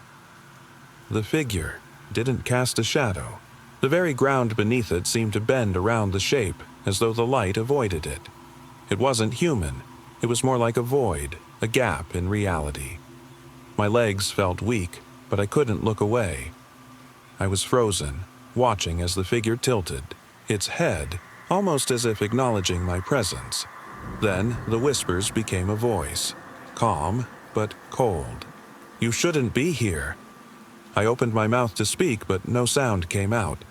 The figure took a slow step forward, and I took a step back, realizing there was no escape. The whispers turned to screams in my head, but still, I couldn't move. Then, just as suddenly as it appeared, the figure vanished. The forest returned to its usual silence, but something had shifted. The unease lingered, heavier now, almost suffocating. My friends, oblivious to what had just happened, continued setting up camp, blissfully unaware. I never told them about the figure, about the whispers that still echo in my mind, and I never went back to those woods. To this day, I wonder if whatever I saw is still waiting. We lived in an old apartment building downtown. It was one of those places where everything creaked and the paint was peeling off the walls. The building had been around for decades, and rumors about its history had circulated among the tenants. Some said it had once been a hospital, others claimed it had been a prison. Whatever the truth, something about the place felt off. The first night we moved in, the floorboards groaned beneath our feet as we unpacked. My roommate, Alex, mentioned how quiet it was, too quiet. I had dismissed his worries, but as I lay in bed that night, I couldn't shake the feeling of being watched. It started subtly, whispers in the darkness, barely audible. At first, I thought it was my imagination, something triggered by the creaking of the old building. But the voices grew louder, persistent. They seemed to be coming from inside the walls. I would sit up, my heart pounding, straining to hear. There was no pattern, no recognizable words, just a low, menacing murmur that seemed to echo endlessly. One evening, as I was cooking in the tiny kitchen, I caught something out of the corner of my eye, a shadow, just a flicker, darting between the fridge and the countertop. I froze, my breath catching in my throat. But when I turned, there was nothing there. I didn't know if I wanted to be relieved or terrified. Then came the night when it became impossible to ignore. The whispering wasn't confined to my room anymore. It followed me everywhere. The living room, the hallway, the bathroom. It was relentless, as though the building itself had become alive. I couldn't sleep, couldn't think. The murmur grew louder, closer, and I realized it wasn't something I could escape. One day, while unpacking a box of old books, I found a dusty, tattered journal tucked away. Its pages were crumbling, but I could still make out some of the faded handwriting. It described something, a spirit, a presence that had been tormenting the building's residents for decades. The entries spoke of footsteps in the night, voices that couldn't be explained, and a feeling of being watched, always watched. That night, after reading the journal, the whispering changed. It wasn't just random murmurs anymore. It seemed to be directing its attention toward me. Words began forming in the static, faint at first, then louder. "You can't leave." I couldn't take it anymore. Desperate, I called Alex, who had gone out earlier that evening. When he arrived, his face was pale. He had been hearing the same whispers, the same voices. "I can't take this anymore," he confessed. "It's like they're inside my head." That's when we knew we weren't alone. Whatever haunted that building had found us. We packed up the essentials and left. In the weeks since, I've tried to forget, to convince myself it was all in my head. But the whispers still come. In the quietest moments, when I'm alone, I hear them again, faint but unmistakable. You can't leave, and sometimes I wonder if it's already too late. It was late August when my friends and I decided to take a spontaneous trip to the old lake house. No one had used it in years, but the idea of a weekend by the water sounded perfect. The house sat far from any main roads, surrounded by thick woods on all sides. It felt like stepping into another world. The first day was peaceful, swimming in the lake, lounging by the dock, and grilling dinner as the sun set. It was everything we'd hoped for, a welcome break from the chaos of everyday life. But as night fell, something felt off. The house had a strange, musty smell, like it hadn't been properly aired out for years. We lit some candles and spread out, determined to make the most of the time we had. But the quiet grew oppressive. There wasn't a single sound other than the gentle lapping of the water. At around midnight, I decided to check the back porch. I felt restless, like something wasn't right. I stepped outside, the wooden planks creaking beneath my feet. The only thing I could hear was the faint rustling of leaves in the trees. Then I noticed something strange. There was a figure standing by the water, perfectly still. I squinted, trying to make out what it was, but there was nothing. No face, no movement, just a shadow blending with the darkness. I turned back, telling myself it was probably just my imagination. But as I stepped inside, I couldn't shake the feeling of being watched. I told my friends about the figure the next morning, but they brushed it off as tired eyes or the shadows playing tricks on me. The second night, we stayed up late by the fire, sharing stories and laughing. But around 2 a.m., I woke up, once again feeling uneasy. The air felt heavier, the silence more oppressive. I lay there staring at the ceiling until I heard it, the faint sound of footsteps, slow and deliberate coming from the porch. I held my breath, frozen in place. The steps came closer, then stopped. I could hear someone, or something, standing just outside the door. My heart pounded and I waited, counting the seconds that felt like hours. Finally, I couldn't take it anymore. I crept to the window and peeked outside. There was nothing. No sign of anyone or anything. The porch was empty. I didn't sleep the rest of the night, the sound of those footsteps lingering in my mind. The next morning, I decided to walk down to the lake, hoping some fresh air would clear my head. The others stayed behind, still groggy from the night before. As I walked, I couldn't shake the feeling that I was being followed. I kept turning, around, expecting to see someone or something, but there was nothing. The woods felt darker, quieter than before. When I reached the edge of the water, I decided to take a seat. The sun was rising, casting long shadows across the water. It was peaceful again until I looked down.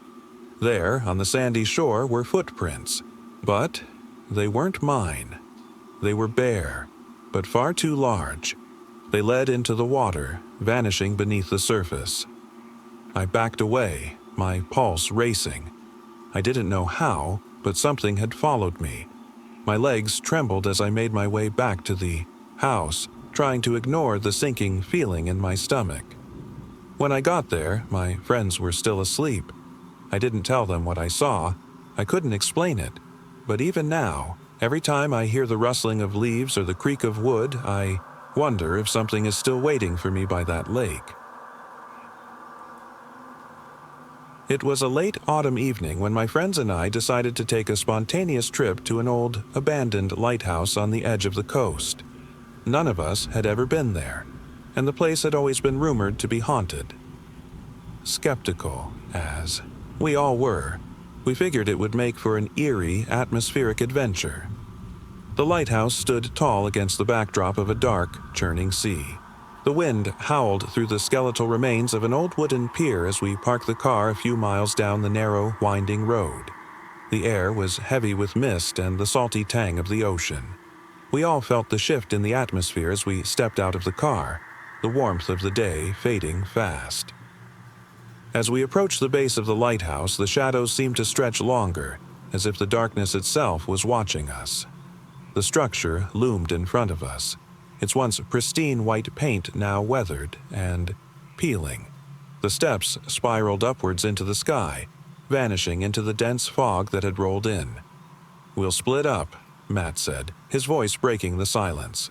That way, we cover more ground. One of us can check out the bottom while the rest go up. Against my better judgment, we agreed. I could feel the weight of the ancient stone beneath my feet as I started climbing, the sounds of my friend's footsteps fading below.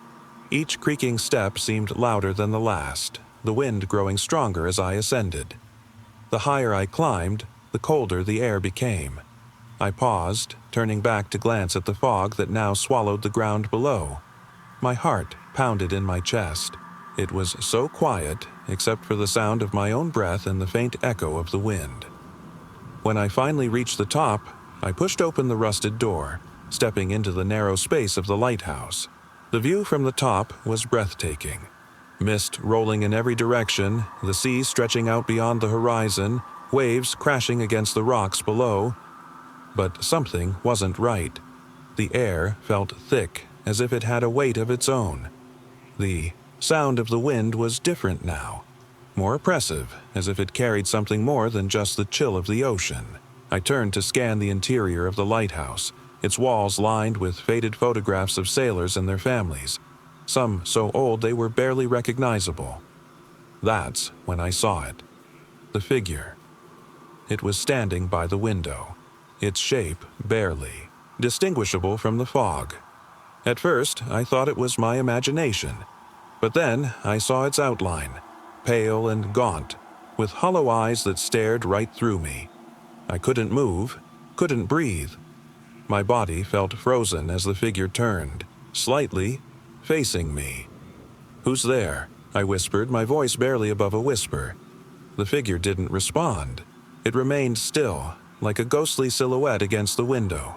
The wind howled louder, and I could feel the cold seeping through my jacket.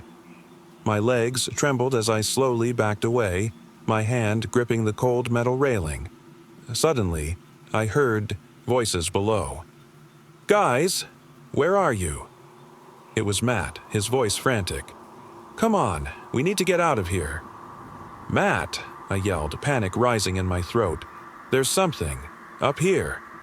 Before I could react, the figure began to move, floating towards me with unnatural grace. My breath hitched as I stumbled backward, nearly losing my footing on the narrow stairs. I could feel the presence closing in, the figure growing larger with every step I took down. When I finally reached the bottom, my friends were waiting, eyes wide with fear.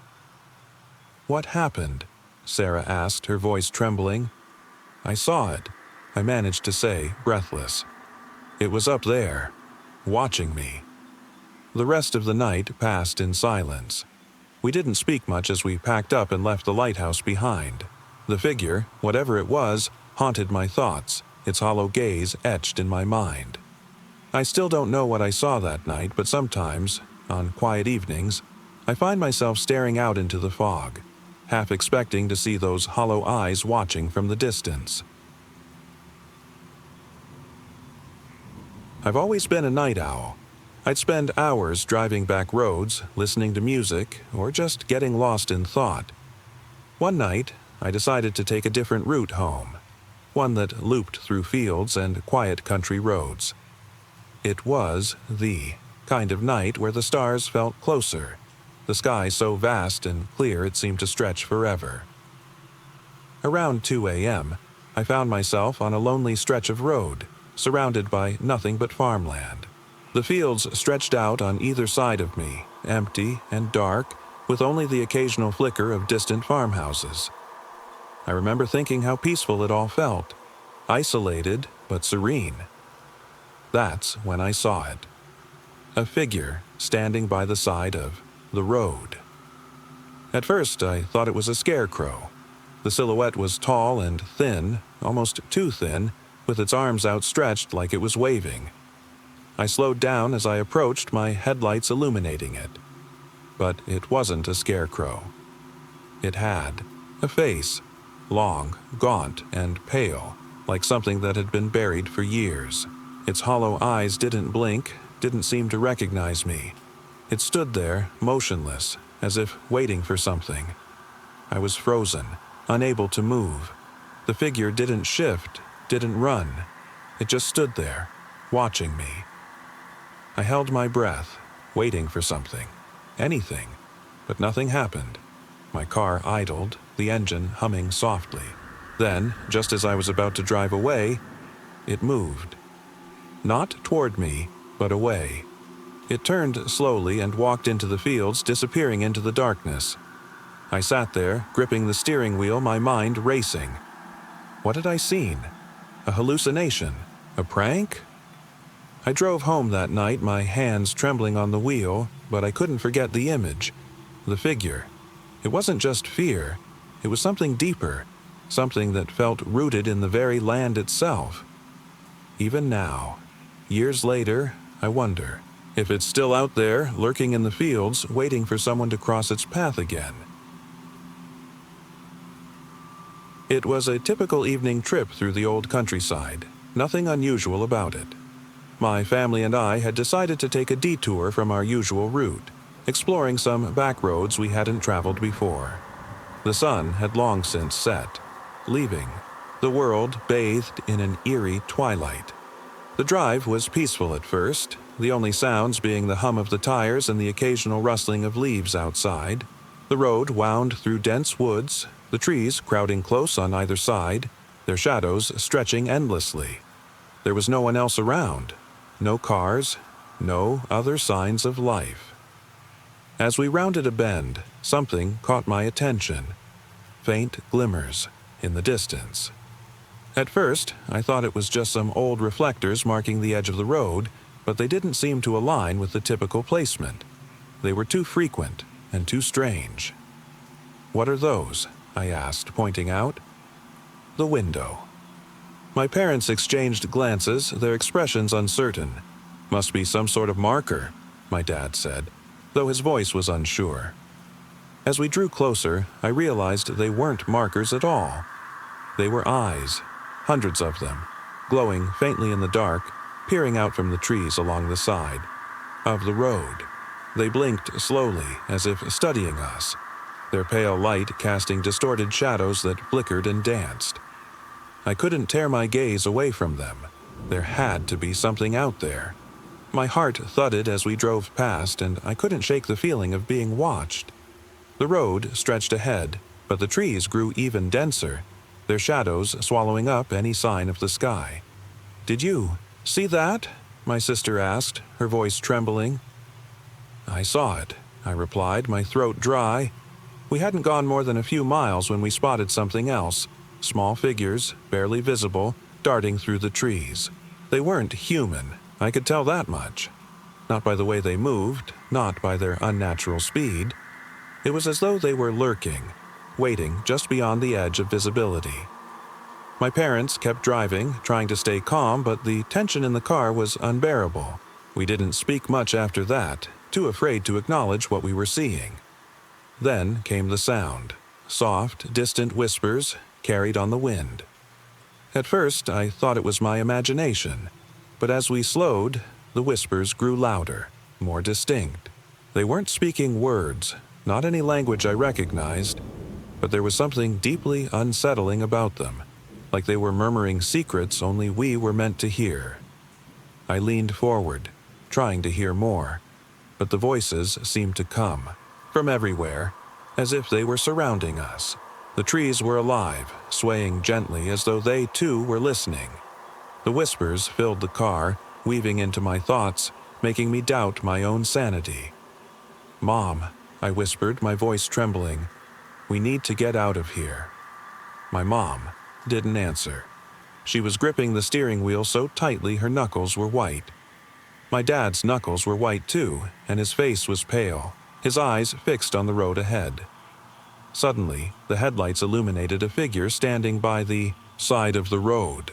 It was tall, emaciated, with long spindly limbs and a distorted, shadowy face that shifted and contorted as if in agony. The thing didn't move, just stood there, staring at us with those hollow, glowing eyes. My breath caught in my throat, and I realized I couldn't look away.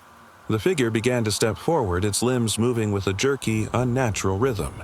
Behind it, others appeared, like specters emerging from the forest, each one more twisted than the last. I could feel my parents slowing the car, but none of us spoke.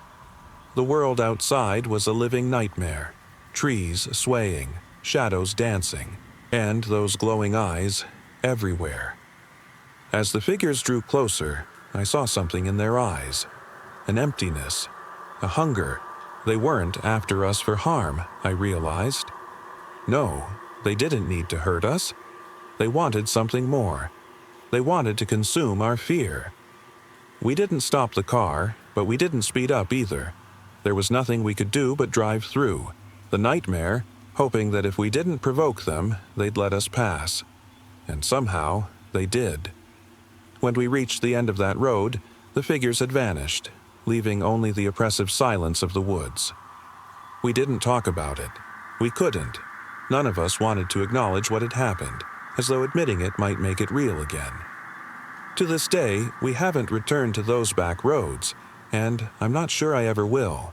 The eyes are still out there, waiting, always watching. It was a quiet Sunday evening when I decided to take a drive through the old deserted countryside. I didn't have a specific destination in mind, just the open road and the fading light of the sun dipping beneath the horizon. The trees lining. The road swayed gently in the breeze, casting long shadows that stretched across the cracked pavement. I loved these kinds of trips, especially when everything felt so still. The world seemed smaller out here, as though it had been untouched by time. But as the sun set and the last bit of daylight faded, I began to feel that familiar unease creep in. The road was narrow, winding through endless fields on either side. Occasionally, a farmhouse would come into view, but they were all dark and lifeless. As the miles stretched on, I found myself longing for a sign of life, anything to break the silence. The radio was silent, no stations picking up, and my phone had no signal. I was completely alone. It was about halfway through my journey when I spotted something strange off to the side of the road, a figure standing by a mailbox completely still. At first, I thought maybe someone was waiting for a ride or walking, back from a long walk. But as I got closer, something didn't feel right. I slowed my car, my eyes narrowing as I tried to make sense of what I was seeing. The figure wasn't moving, just standing there, like a statue carved from stone. It wasn't, until I passed, that I realized something even more unsettling. There was no house behind it. No house. Just an empty field that stretched on forever. I instinctively glanced in my rearview mirror, but the figure was gone. I didn't stop to think about it too long. Maybe my mind was playing tricks, but the feeling of being watched persisted. I told myself it was the isolation, the quiet, making me paranoid.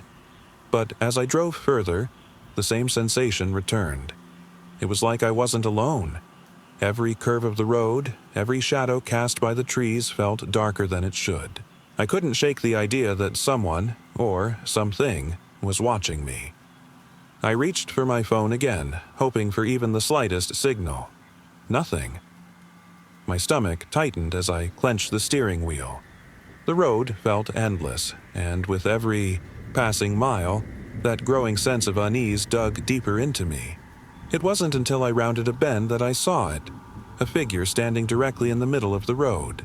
I slammed on the brakes, the tires squealing against the pavement. My headlights illuminated it, and I could see the outline clearly. It wasn't human. The shape was tall, much taller than any person should be. Its limbs stretched unnaturally, long, and its head tilted at a strange angle. It didn't move. It just stood there, blocking the road. My breath hitched, and I couldn't bring myself to look away. I knew I couldn't drive past it. I wasn't sure if I even could. My foot hovered over the brake, but the figure remained unmoving. It was as if it was waiting for something. Waiting for me. I sat there, frozen, until the silence became deafening. The air felt heavy, almost as if the very space around me had grown colder. My hands trembled on the wheel, and I realized I couldn't look away. It was like I was in a trance, my mind screaming to do something, anything, but my body refused to respond. Then, just when I thought I couldn't take the tension any longer, the figure moved, not forward, but upward. Its limbs stretched even more, reaching far above the car. And then, as if sensing my panic, it began to turn its head, slowly, as if observing me with curiosity. Its eyes, if it had any, seemed to pierce through the windshield. The next few moments felt like they stretched on forever, but then I did something I've never done before. I floored the gas pedal. My car roared to life, and I sped past the figure, my heart racing so fast I thought it might burst. In the rearview mirror, I caught a glimpse of it, still standing, still watching. But there was no fear on its face, just a quiet, hollow gaze, as it disappeared into the darkness. I didn't stop until I reached a gas station much further down the road, where I finally managed to get a signal. I called my friends, my voice shaky as I told them what happened. They didn't believe me. How could they? Even now, I don't think I fully understand what I saw. But one thing is certain.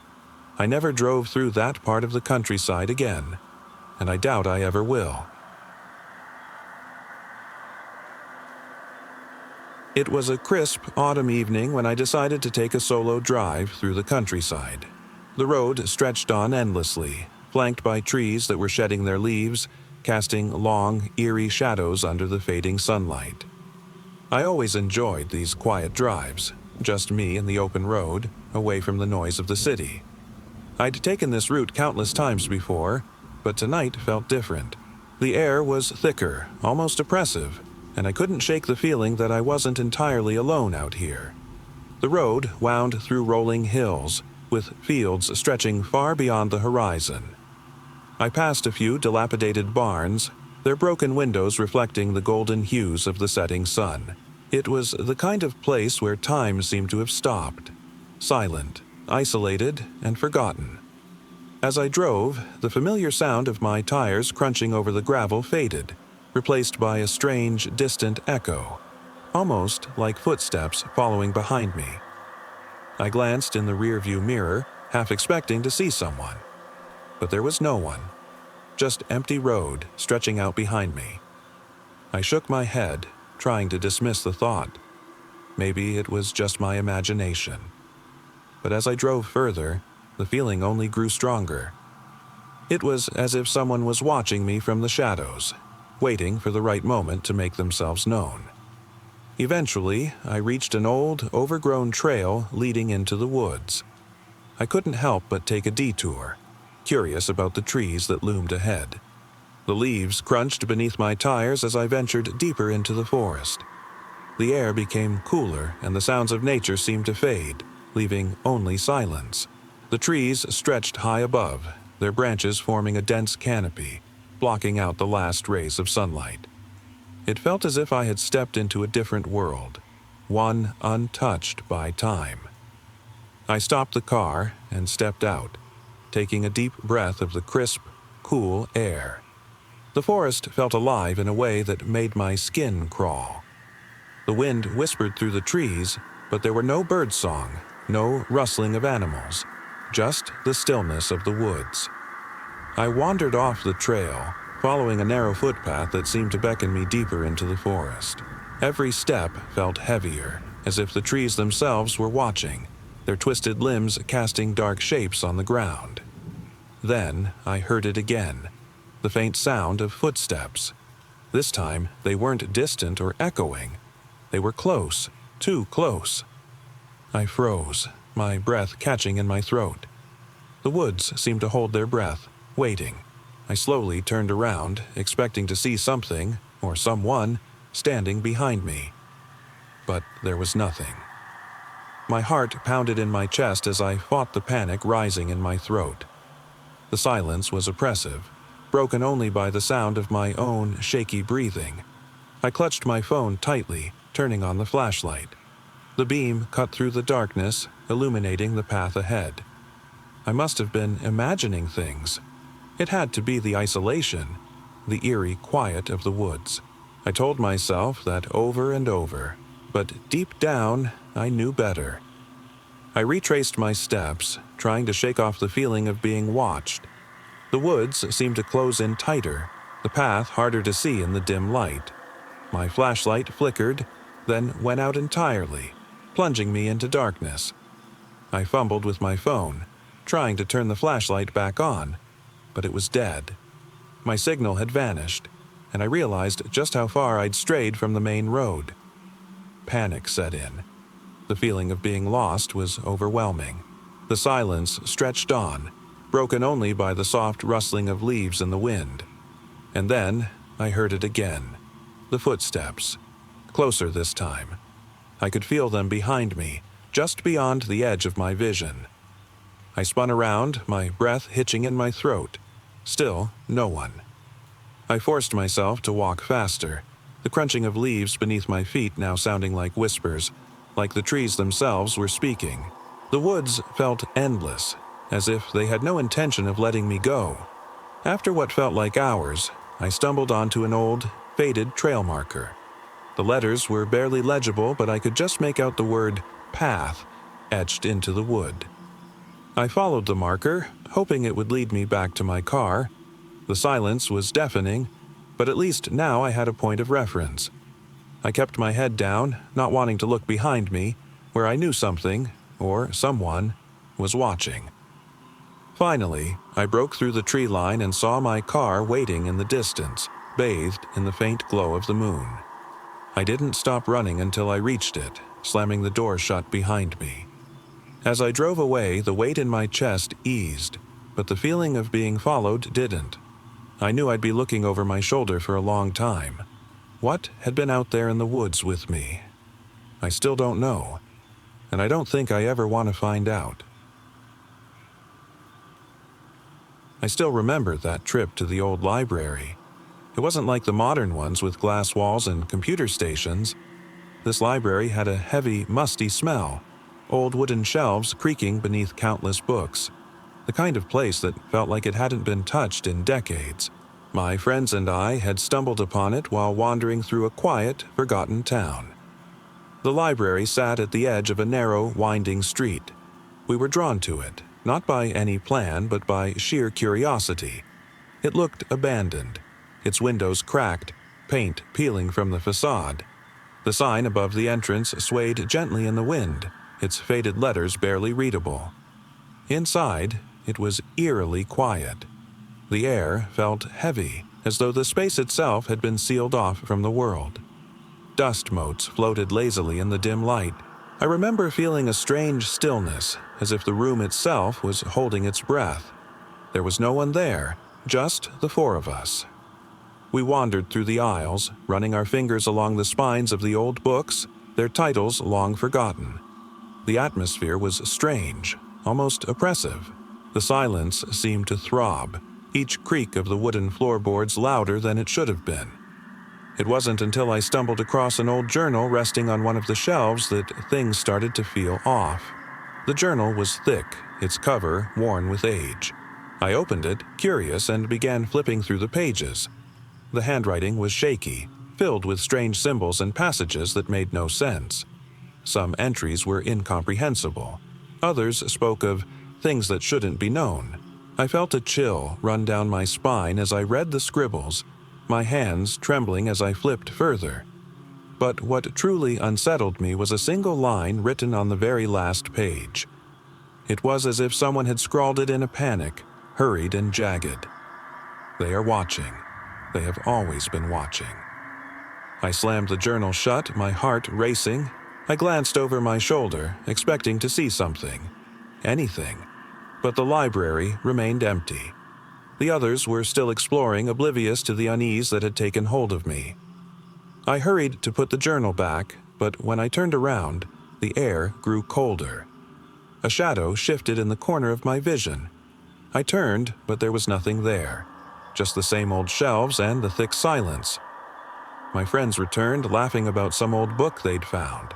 I couldn't tell them about what I had seen. What if they thought I was imagining things? Or worse, what if they laughed it off like it was nothing?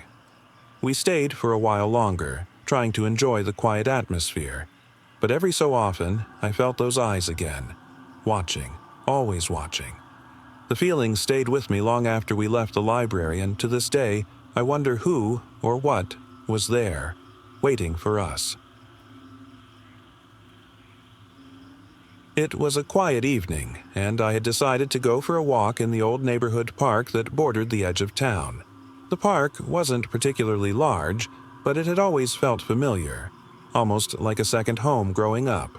The trees were tall and ancient, their twisted branches stretching across the paths, casting long shadows as the sun dipped below the horizon. It had been years since I last wandered through these trails, but I always felt drawn back whenever I needed space to think. As I walked deeper into the park, the air grew cooler, the rustling leaves crunching softly beneath my feet. There were hardly any other people around, which only added to the sense of solitude. I wasn't expecting to encounter anyone. The park was rarely crowded during the evening hours. I figured it would be a peaceful walk, perfect to clear my head after a long day. I passed a small, decrepit wooden bench half buried beneath overgrown vines. It was an old fixture from the days of my childhood. I paused for a moment, staring at the faded graffiti that had long since been swallowed by moss. The bench felt like a quiet witness to countless secrets from the past, memories of old friendships and whispered promises. As I continued along the trail, I noticed the faint sound of running water. A small creek weaved its way through the park, barely noticeable until now. The gentle babble of the stream was oddly calming, and I decided to follow its course. The path led me to a clearing, where the creek widened into a shallow pool surrounded by tall, leafy trees. The sunset painted the water in hues of amber and gold, reflecting the serene beauty of the surroundings. I sat down by the edge, my feet dipping into the cool, clear water. The sound of the water lapping against the rocks was soothing. I lost track of time, simply sitting there, letting my thoughts wander. The tension from earlier in the day seemed to melt away, replaced by an eerie stillness. There was no breeze, no rustling of leaves, just an unnatural silence that seemed almost too quiet. Suddenly, from deep within the trees, I heard a whisper. It was faint at first, almost like the wind shifting through the leaves. But as I strained to listen, the whispers became clearer, more distinct. "I'm here." The words were barely more than a breath, carried by the faint breeze. My heart jolted. I glanced around, expecting to see someone emerging from the trees, but the clearing remained empty. I told myself it was just my imagination playing tricks. The park was known for its stillness, for its isolated atmosphere. Maybe it was just the wind, bending the branches and creating phantom sounds. Still, the voice echoed in my head. "I'm here. Please, stay." My pulse quickened and I stood up, backing away from the water's edge. The feeling of being watched returned, pressing down on me like a weight. I could feel something. Something was there, hidden just beyond the trees. I turned and began walking quickly toward the trail. The whispers grew louder, more insistent, like they were moving closer. Each step I took sent chills down my spine. Then, just as I reached the edge of the trees, I felt it. A cold, bony hand grasping at my arm. I froze, unable to move, my breath hitching in my throat. I could feel the cold of its touch, something impossibly dry and lifeless. "I told you." "Stay," the voice whispered again, right next to my ear this time. The air seemed to vibrate around me, thick and suffocating. Tears stung my eyes as I fought the rising panic. I wanted to scream, to run, but my body refused to respond. The grip tightened, and I felt a chill crawl up my spine. "Don't leave," the voice continued, quieter this time, almost desperate. "You can't." Then, just as suddenly as it had started, the grip released. I staggered back, my heart pounding, and ran as fast as I could toward the distant glow of the city. I haven't been back to that park since. And every night when I close my eyes, I still hear the whispers, soft and haunting, reminding me that whatever was there is still waiting. I never thought a simple evening trip to the beach could turn into something so terrifying. It wasn't supposed to be anything more than a quick getaway with a few friends. Just a drive down to the coast, a few hours of quiet by the water, and the calm of the waves lapping against the shore. We arrived around sunset, the sky a canvas of deep oranges and purples. The beach was nearly empty, save for a few other couples and a group of friends setting up a fire further down. The air was crisp but not cold, the sound of the waves a soothing backdrop. My friends and I found a spot near the water, spread out our blanket, and cracked open a few beers. It was perfect, peaceful, relaxing. We talked about nothing important, watching the horizon as the sun dipped lower into the sea.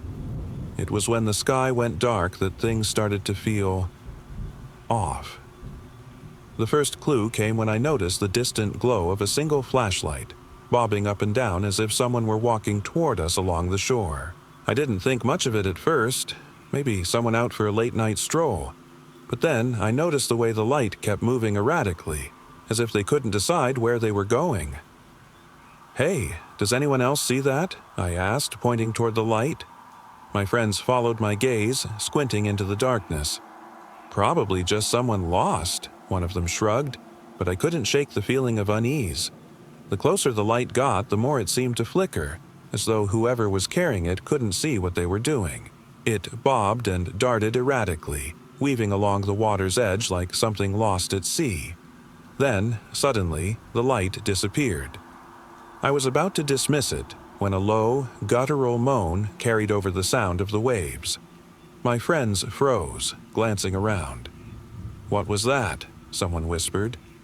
We all strained our ears, searching the darkness. The moan came again, this time louder, more distinct. It didn't sound human, more like a creature, something primal and unsettling. The moans echoed between the cliffs, bouncing across the empty beach. "Let's get out of here," someone said, their voice trembling. We grabbed our stuff and started walking back toward the car, the unease growing with every step. I kept looking over my shoulder, expecting to see something in the darkness, but there was nothing, just the endless stretch of black beach stretching before us. It wasn't until we reached the car that the second clue hit me. My phone buzzed. No service. Not a single bar. The town was only about 20 minutes away, and usually we'd have signal. But now, nothing. My friends and I exchanged uneasy glances as we climbed into the car. The air inside felt heavy, oppressive. I couldn't shake the feeling that we were being watched. As I drove, I kept glancing into the rearview mirror. The beach was behind us, just darkness now, but I still felt like something was there, something following us. That's when I saw it, barely visible in the dim glow of the headlights. A figure, tall, thin, and hunched over, walking in the opposite direction from us, toward the shore. I slammed on the brakes, my heart hammering in my chest. "Who the hell is that?" one of my friends whispered, staring in shock at the figure. I couldn't answer. The figure didn't look human. Its head was tilted at an unnatural angle, as though it were studying us from afar. And that flashlight, it wasn't being held properly. It bobbed erratically as if whoever was holding it couldn't see straight. The figure moved closer to the water's edge, fading in and out of the darkness, then stopped. It stood there, motionless, staring in our direction. My friends and I didn't wait to find out what it was. I hit the gas, tires squealing as we raced back toward town. The whole way, I kept glancing back, expecting to see the figure chasing us. But it was gone. When we got to the edge of town, I pulled over, gasping for air. The tension was still there, but nothing followed us. Still, I couldn't shake the feeling that something had watched us, waited, and we had been too blind to notice. We've never spoken of that night again. I never believed in curses. At least, not until that day at the old vineyard.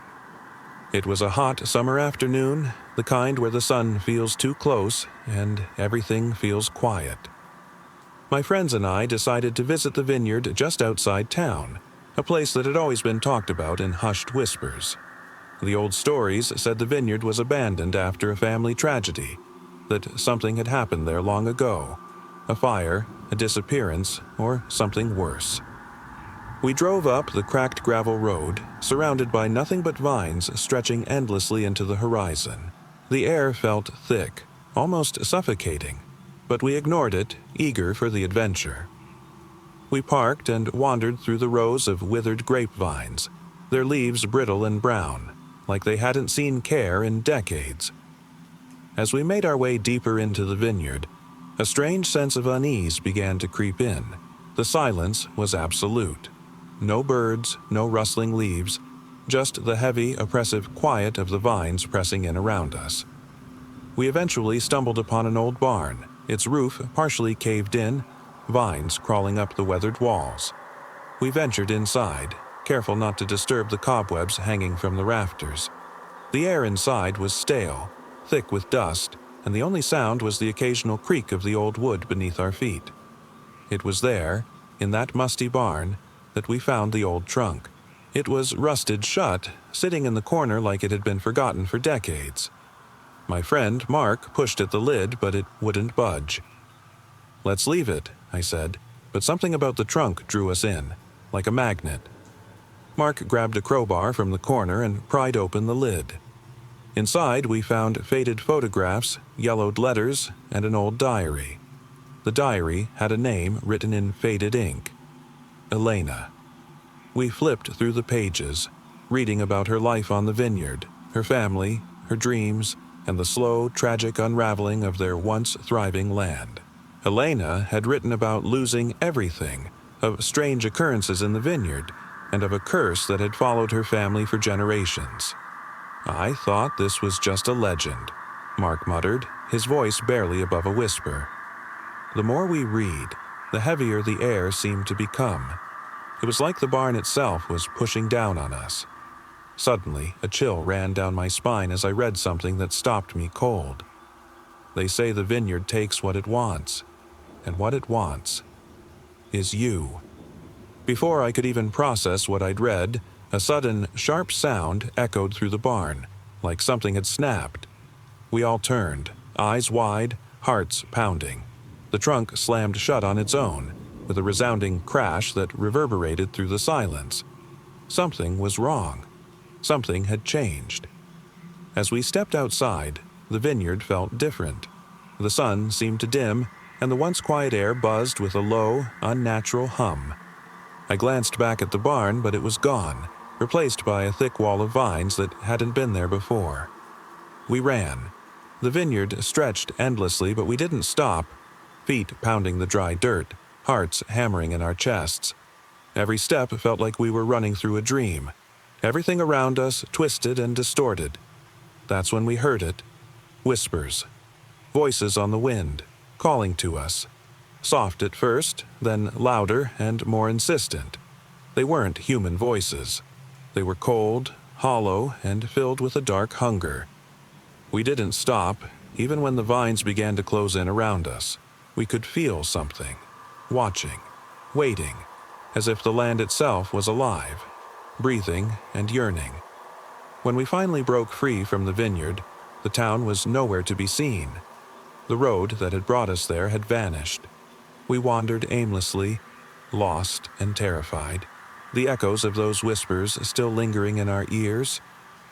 To this day, we've never spoken of what happened that afternoon. The vineyard isn't talked about anymore, and the old town avoids it entirely. But I know one thing. There's something out there, something waiting, buried deep in the vines, and I'm not sure it's ever truly gone. I had always loved the quiet of late-night drives, the stillness of the road, the moonlight illuminating the empty stretch ahead. It was the perfect time to think, to be alone with your thoughts. So, one evening, after a long day of work, I decided to take a drive through the countryside. The roads were winding and dark, but the drive itself was soothing. I didn't have a destination in mind, just wanted to escape the noise of the city and clear my head. The air felt crisp, and I rolled down the windows, letting the cool breeze rush in. As I drove further into the night, the world around me seemed to shrink. The only sounds were the hum of my tires on the asphalt and the occasional rustling of trees that loomed on either side of the road. I didn't pass another car for miles. It was peaceful in a way that was almost surreal. About an hour into the drive, I noticed something strange, a figure standing by the side of the road. At first, I assumed it was a hitchhiker, but something about the way they stood, unmoving, just watching the road, felt off. They didn't seem to be waiting for a car. They were just there, staring. I slowed down, unsure of what to make of it. As I got closer, I realized the figure wasn't human. It was tall, unnaturally so, with long limbs that bent in ways they shouldn't. Its face was obscured, hidden beneath a dark hood, but I could feel its eyes on me, cold and unblinking. My heart pounded as I drove past, trying to keep my eyes on the road. I didn't dare look back, but I just knew. It was watching me. The rest of the drive was consumed by a growing sense of dread. The peaceful night had become something else entirely. Every creak of the car, every shadow cast by the moon, felt like they were part of something larger. I told myself it was just my imagination, that I was overtired and spooked. Still, I couldn't shake the feeling that I was being followed. I reached a small town as dawn began to break. The figure was gone, but I couldn't forget the sense of being watched. My hands trembled as I fumbled with the car keys, trying to calm my racing thoughts. That's when I noticed something strange. My rearview mirror was cracked, as if something had grabbed it. I haven't driven that road since. It was late summer, and I decided to take a day off to explore the old abandoned amusement park. No one had been there in years, and the place had become a local legend.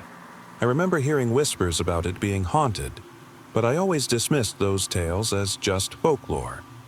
The park sat just a few miles from town, hidden between the trees, its entrance overgrown with weeds and ivy. When I arrived, the sight of rusting roller coasters and decayed ticket booths sent a chill through me. The once vibrant colors of the rides had faded to dull grays and greens. It was eerily quiet, the kind of silence that presses on your ears, making your own breathing feel too loud. I stood at the entrance for a long moment, feeling a mix of excitement and apprehension. I began exploring, walking through the empty park, my footsteps echoing on the cracked pavement. There was a sense of emptiness so profound, it felt as if the park itself was holding its breath. Everything seemed frozen in time, as if the park had been waiting for someone like me to come back. The longer I wandered, the more unsettling it became. The rides loomed above, their rusted tracks creaking softly in the wind. I passed the old Ferris wheel, its once bright lights now dull and flickering weakly. The carousel had lost its once lively tunes, now reduced to the faintest of echoes. I decided to check out the haunted house ride, the most infamous attraction. The faded sign above the entrance read, "Dark Carnival." I hesitated, standing at the entrance, my heart thudding in my chest. The thought of venturing inside made my stomach churn, but curiosity won out. I stepped inside. The first few steps felt normal enough, but as I moved deeper, I noticed something strange. The air grew colder, and the silence became more oppressive. Shadows seemed to dance along the walls, shifting in ways they shouldn't. I could hear distant whispers, but every time I turned, there was nothing there. At one point, I came to a part of the ride where mirrors used to reflect the illusion of endless hallways. But, instead of reflections, I saw something far more disturbing. Shadows that stretched and writhed as if they were alive. My breath hitched, and I quickly turned away, my pulse racing. The further I explored, the more the whispers became distinct. They weren't voices, but something far more sinister. Low, echoing murmurs that seemed to come from inside my own head. I kept walking, trying to shake off the feeling of being watched. The walls around me seemed to pulse faintly, as if the place itself was alive. Suddenly, the ground beneath my feet shifted. I stumbled forward and fell, landing hard. As I scrambled to my feet, I saw something on the floor. A black handprint, impossibly large as if made by something inhuman. My stomach twisted as I realized the prints led deeper into the maze of the haunted house. Terror gripped me, but I couldn't bring myself to turn back. The shadows felt closer now, watching, waiting. I pressed on, hearing the whispers growing louder, more insistent. It was as if whatever was there was feeding off my fear. Finally, I emerged from the dark maze and found myself back in the open air, beneath the pale light of the moon. I took a deep breath, trying to steady myself, but the feeling of being followed didn't fade. I glanced back toward the entrance of the haunted house. The whispers were now louder, as if they were surrounding me. Then I saw it, a figure standing motionless by the entrance, its face obscured by shadows. It wasn't human. Its eyes glowed faintly, a faint, otherworldly light that seemed to pierce through the darkness. I ran. I didn't look back. I sprinted toward the exit, every step feeling like it might be my last. The figure didn't follow, but I could still hear the whispers in my ears, clearer than ever. The next morning, I drove past the park on my way home. The place seemed just as desolate as before, but something felt different. The whispers still echoed in my head, and I swear I could hear them even now, as if whatever I encountered had found a way into my mind, and I could never escape it.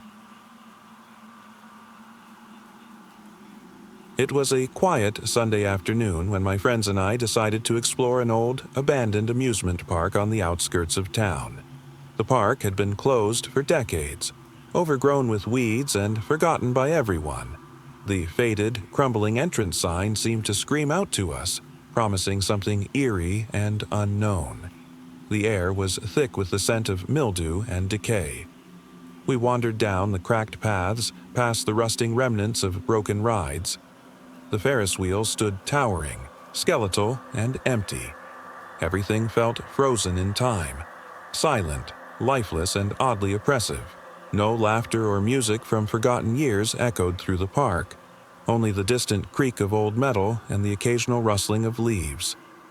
We kept moving deeper into the park, unsure of what we were hoping to find. It wasn't the typical thrill of the unknown.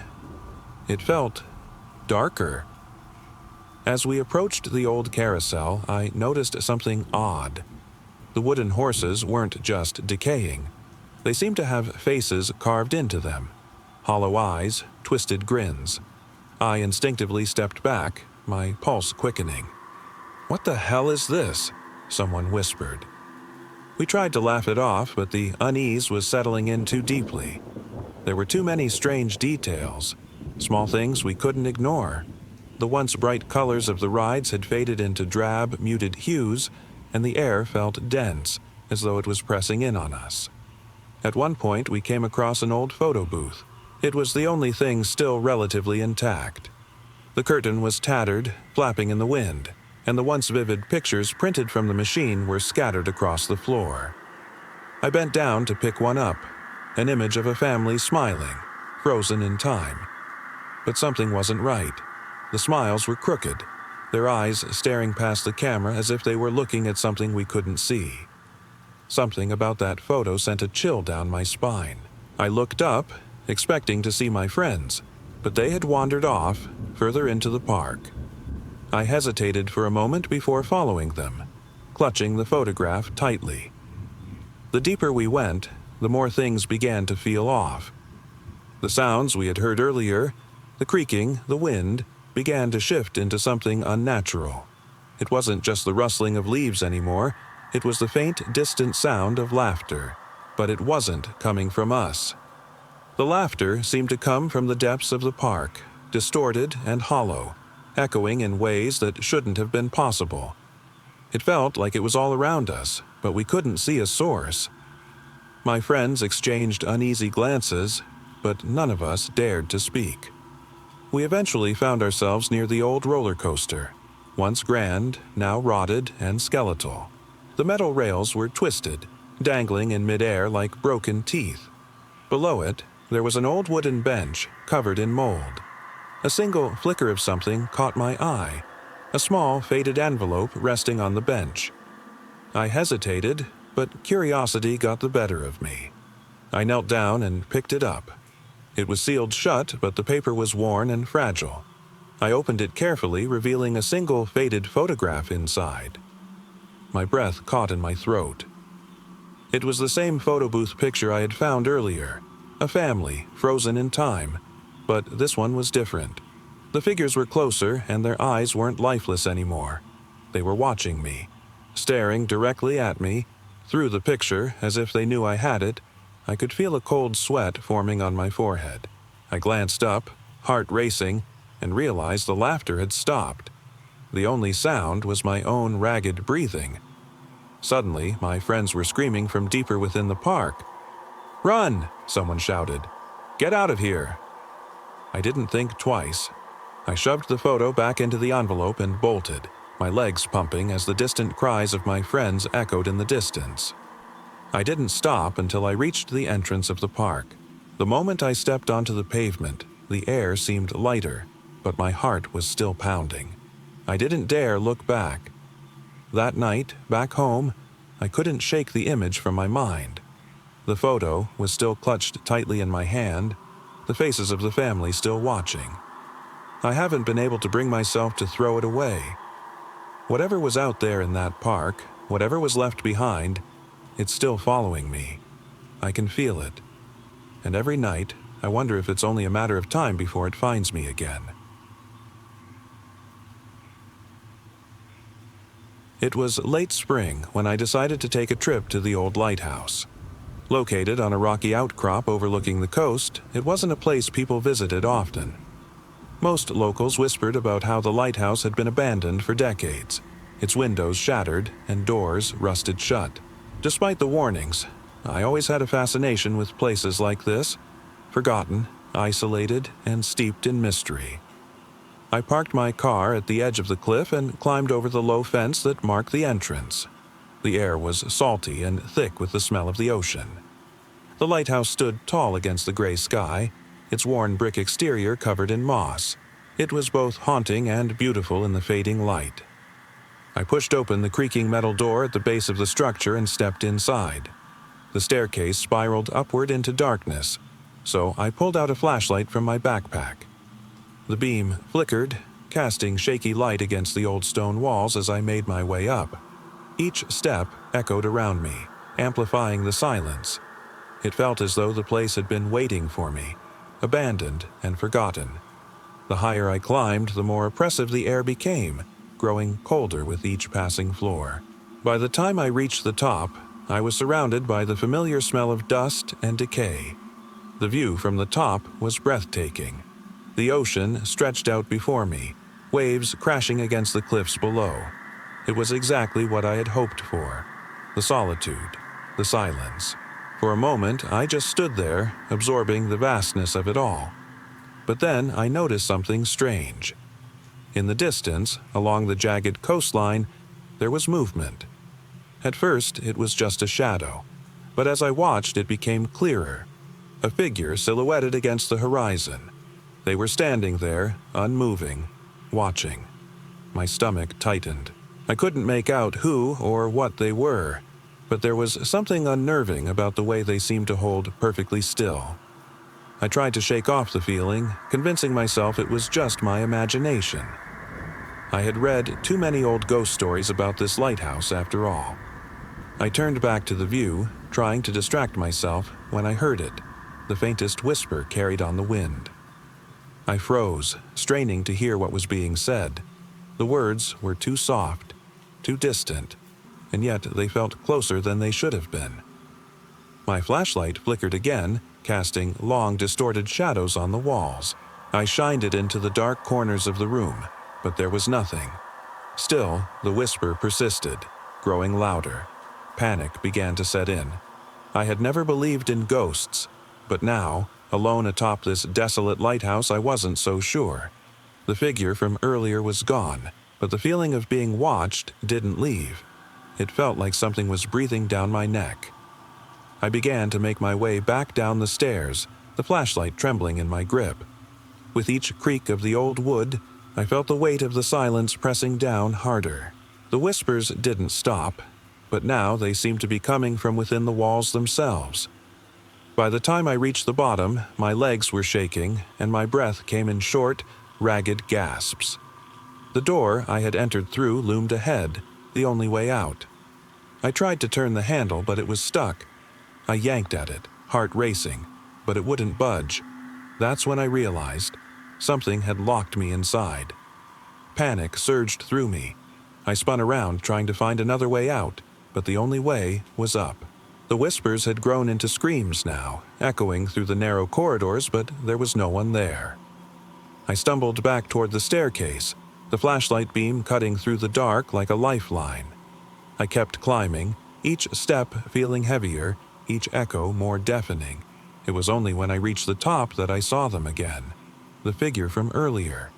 They were inside now, standing at the base of the staircase, staring up at me. Their face was obscured by shadows, but I could feel their gaze, cold and unrelenting. There was no escape. I didn't scream. I didn't move. All I could do was watch as they began to ascend, their movements slow and deliberate, like they had all the time in the world. I used to visit my grandfather's house every summer when I was a kid. It was an old farmhouse, isolated, sitting at the edge of a quiet valley. My parents used to leave me there for weeks while they traveled, and I never minded. Grandpa was old and grumpy, but he told the best stories about the woods that surrounded us. The house itself wasn't much, a weathered wooden structure with creaky floorboards and faded wallpaper. Outside, there were fields of tall grass stretching endlessly, and beyond that, the forest. One evening, as I explored the woods near his house, I noticed something strange. There was an old, abandoned barn deeper into the trees, one I had never seen before. It stood isolated from the rest of the woods, its roof sagging and walls covered in ivy. It was out of place, and curiosity got the better of me. I approached the barn, my steps quiet on the grass. As I got closer, I noticed something strange. There was a faint, almost imperceptible noise, like whispers carried by the wind. I stopped, listening. The whispers seemed to be coming from inside the barn, but there was no sign of life around it. I pushed open the creaking door. Inside, the barn was dark, except for slivers of light filtering through the broken roof. Dust hung in the air, thick and heavy. It smelled of decay, wood, rot, and something else I couldn't place. I could barely see, but I moved cautiously, my heartbeat quickening. That's when I saw it. In the far corner of the barn, barely visible in the dim light, was a figure. A tall, slender shadow that didn't quite belong. I froze, my breath catching in my throat. The whispers had grown louder, almost like they were surrounding me now. I strained to see more, but the figure remained in the shadows. Then, slowly, it moved. Not like a human, though. Its movements were jerky, unnatural, as if whatever this thing was didn't know how to walk properly. It tilted its head, and for a moment, I thought I saw something in its hollow eyes. The whispers intensified, growing louder, more frantic. I couldn't move. I was paralyzed by fear, the barn now filled with that oppressive silence, only broken by those relentless whispers. And then, from the shadows, I heard a voice. "Help me." It wasn't a voice I recognized. It wasn't human either, low and raspy, like it hadn't spoken in centuries. My legs felt like lead, and I couldn't tear my eyes away from the figure. I wanted to run, but I couldn't. My body wouldn't respond. The whispers became screams, but they were inside my head. I could feel them, clawing at my mind. The figure stepped closer, its limbs bent awkwardly as if they didn't belong to a living thing, and then, just as quickly as it appeared, it vanished. I collapsed to the floor, unable to move or think. My heart thundered in my chest, and the barn was silent again. I sat there for what felt like hours, unsure if the fear or the silence was worse. When I finally managed to stand, I left the barn and didn't look back. The rest of the summer passed without further incident. My grandfather never mentioned the barn, and I never brought it up. To this day, I don't know what I saw, but I know one thing. It wasn't human, and it wasn't supposed to be there. It was supposed to be a quiet afternoon at home, the kind of day when the world slows down and you finally have a chance to relax, the kind of day you take for granted, never expecting anything unusual to happen. I live alone in a small apartment on the edge of town. It's nothing fancy, just a cramped place with thin walls and old wooden floors that creak underfoot. Most of my neighbors are long gone, or at least that's what it felt like. The quiet was almost deafening, only broken by the occasional car passing by on the distant road. That day, I decided to stay in and watch some old movies, something to distract me from the creeping sense of boredom. Around 3 p.m., I popped a DVD into the player and sank into the worn-out couch. The room was dim, the sunlight filtering through dusty blinds, casting long shadows across the floor. For a while, it was peaceful. I was lost in the flickering images on the screen when something made me glance toward the window. At first, I didn't see anything unusual. The street outside was still. No cars, no pedestrians. Just that unrelenting silence. But then, a faint movement caught my eye. It was barely noticeable, just a flicker at the edge of the glass. I froze, my heart skipping a beat. A figure. It wasn't standing still. No, it was shifting, pacing. Something tall and thin, too thin. Its form seemed distorted, almost like it wasn't fully there. The more I stared, the more I couldn't make sense of what I was seeing. It wasn't human. I wasn't even sure it was real. My gut told me to look away, but I couldn't. I was locked in place, unable to move, the figure growing clearer with each passing second. Its face, if it had one, was blank. Just an empty expanse where eyes should have been. It didn't blink, it didn't breathe, then it tilted its head toward me, as if it could sense my gaze. My pulse quickened. I felt exposed, like it could see right through me. I wanted to look away, but my body wouldn't cooperate. I felt paralyzed by some invisible force. The figure raised one long, spindly arm, its fingers dragging against the glass. I could hear the faint scratch like nails on a chalkboard, but it wasn't loud. It was almost whispered. The sound reverberated in my head, filling the room with a sense of unbearable dread. Tears stung my eyes, but I couldn't tear my gaze away. The figure moved closer to the window, its form bending, folding in strange, unnatural ways. Its steps were slow, deliberate, as if it were studying me. The closer it got, the less it resembled anything human. Then, as suddenly as it had appeared, it stopped. Its head tilted even farther, as if inspecting me from afar. I could feel its gaze burrowing into my soul. It didn't blink, didn't move. Time seemed to stretch. My breath was shallow, my hands trembling. The silence in the room had become oppressive, like a heavy weight pressing down on me. Then it spoke. Or rather, it didn't. I heard no words, no sound at all, but somehow I understood what it was saying. The message was clear. You can't escape. In that moment, I felt something shift inside me. The figure didn't need to speak. It wasn't just standing there, it had crossed over somehow, into my world. It knew I couldn't run. I could feel its presence in my very bones. A suffocating, malignant force that had no intention of leaving. I knew, without a doubt, that it was watching me, waiting. I don't know how long I sat there. Hours, maybe. Eventually, the figure retreated, vanishing into the shadows. The silence remained, but the sense of its presence lingered, like a breath on my neck. I never saw it again, but I know it's still there, waiting. It was an ordinary Saturday morning when my friends and I decided to take a trip out to an old lake, tucked away from civilization. We were looking for something remote, peaceful, a way to escape the noise of daily life. The drive was long. and as we got further from the city, the landscape changed from paved roads to dusty trails and towering trees.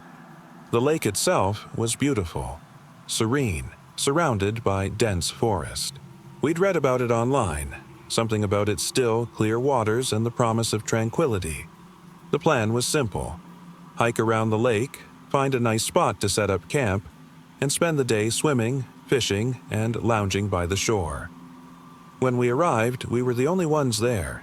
It felt like we had the entire lake to ourselves, the kind of solitude you only find when you're far away from everything.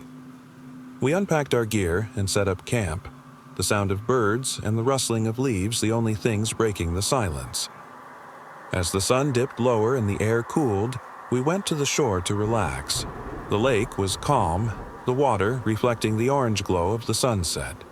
We joked and laughed, tossing pebbles into the water, the sound echoing in the stillness of the woods. It was the kind of peace we'd all been craving. But that peace didn't last. It started with a noise, a distant, hollow thump. At first, I didn't think much of it. Maybe it was an animal or just the wind carrying strange sounds from deeper in the forest. But as the evening wore on, the thumping became more distinct, more deliberate. It wasn't fading away either. It seemed to be getting closer. I glanced at my friends, their faces mirroring my unease. None of us said anything at first, not wanting to ruin the atmosphere. But the thumps persisted, and now I could hear something else.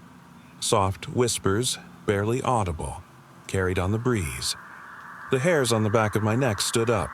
One of my friends, Sam, broke the silence. "Did you guys hear that?" We all nodded, uneasy. The sound was closer now. Too close. It wasn't just in the distance anymore. It was almost as if whatever was making those sounds was right there, just out of sight. We tried to convince ourselves it was probably an animal, maybe a deer or some other forest creature. But whatever it wasn't leaving. The thumping was steady, relentless, and the whispers felt like they were growing louder. "Let's go check it out," Sam suggested, his voice trembling slightly. None of us were particularly eager, but curiosity outweighed our fear. We gathered our flashlights and followed the sound deeper into the woods. The trees became denser, the air cooler, and the silence seemed to press in on us. The whispers were unmistakable now, low and guttural, spoken in a language I couldn't recognize. It was almost like they were speaking directly into my head, as if they knew I could hear them. Suddenly, the thumping stopped. The forest became eerily still again, and for a moment I thought we'd lost whatever had been making the noise. But then, just as I was about to speak, I heard it, the sound of footsteps. Not ours. These steps were slow, deliberate, and there were far too many of them. We stopped in our tracks, shining our flashlights into the trees, but there was nothing. No one there. Yet the footsteps continued, growing louder, as though they were circling us, closing in. Then, out of the corner of my flashlight beam, I saw them. Shadows, dozens of them, moving through the trees. They weren't human, not exactly. More like distorted shapes, figures with no faces, no features, just black voids where they should have been. They didn't run. They glided through the forest with an unnatural, fluid grace. We couldn't speak. We couldn't move. The shadows drew closer, closing the space between us. I could feel their presence, their gaze upon us, even though there was nothing to see. It was as if they were pulling us in, whispering promises of silence and darkness. The forest seemed to breathe, the trees swaying gently as if they too were part of whatever was watching us. I felt as though I was being drawn towards something beyond comprehension. Then, as suddenly as they appeared, the shadows vanished, leaving only silence. We stood there, frozen in place, the echoes of their whispers still ringing in my ears. It wasn't until we realized that the lake, once visible through the trees, was no longer in sight. We had wandered too far into the woods, far from where we had set up camp. Panic set in as we realized we were lost, but deep down, I knew whatever had followed us would never leave. at least not entirely. I still can't forget that night in the abandoned subway station. It was supposed to be a routine trip home after a long day, but everything felt off from the moment I stepped onto the platform. I had just missed the last train, so I found myself alone in the dim light of the old station. The air was thick with dust, the kind of silence that feels almost oppressive. There wasn't a soul in sight, and even the usual sounds of distant trains were absent. The station had a strange, heavy atmosphere, as though the city itself had forgotten about it. I sat down on the platform bench, my phone dimming as I glanced at it. No signal. I sighed, slipping it back into my pocket. That's when I noticed the flickering lights. The fluorescent bulbs hummed and flickered, casting distorted shadows that danced across the tiles. The whole place felt like it was slipping into another dimension. Time passed, or at least it felt like it did. The stillness stretched on and the silence grew deeper. Then I heard something, a soft, dragging noise echoing from somewhere deeper into the station. It was slow, uneven, like someone was shuffling along the tiles. I froze, straining my ears. The sound grew louder, closer. I should have left, but something kept me there, my fear rooted in place. I wanted to run, but my legs wouldn't move. Then I saw it, a figure. It was tall, gaunt, and moving with a jerky, unnatural gait. Its face was obscured by a shadow, but I could see the unsettling way it tilted its head as if listening. The closer it came, the more I realized its footsteps didn't match any human pattern. They were uneven, like someone dragging something heavy behind them. I wanted to scream, but my throat was locked in place. I couldn't look away as the figure got closer. It wasn't until it was right in front of me that I saw it, a faint, hollow glow where its eyes should have been. The smell hit me first, something rotten and metallic. The silence broke into a low, distorted whisper, like the sound of something ancient and wrong. "Leave," it rasped, its voice sounding almost mechanical. "Not supposed to be here." In that moment, every instinct in my body screamed to run, but when I turned to flee, my legs buckled beneath me. The creature was gone, vanished like a memory. The subway station was still and empty once more, the lights flickering as though nothing had ever happened. I got up and made my way to the edge of the platform, my heart thudding in my chest. I didn't look back, and I didn't stop until I reached the safety of my home. Even now, I wonder what I saw that night, and whether it's still waiting for someone else to stumble into the darkness.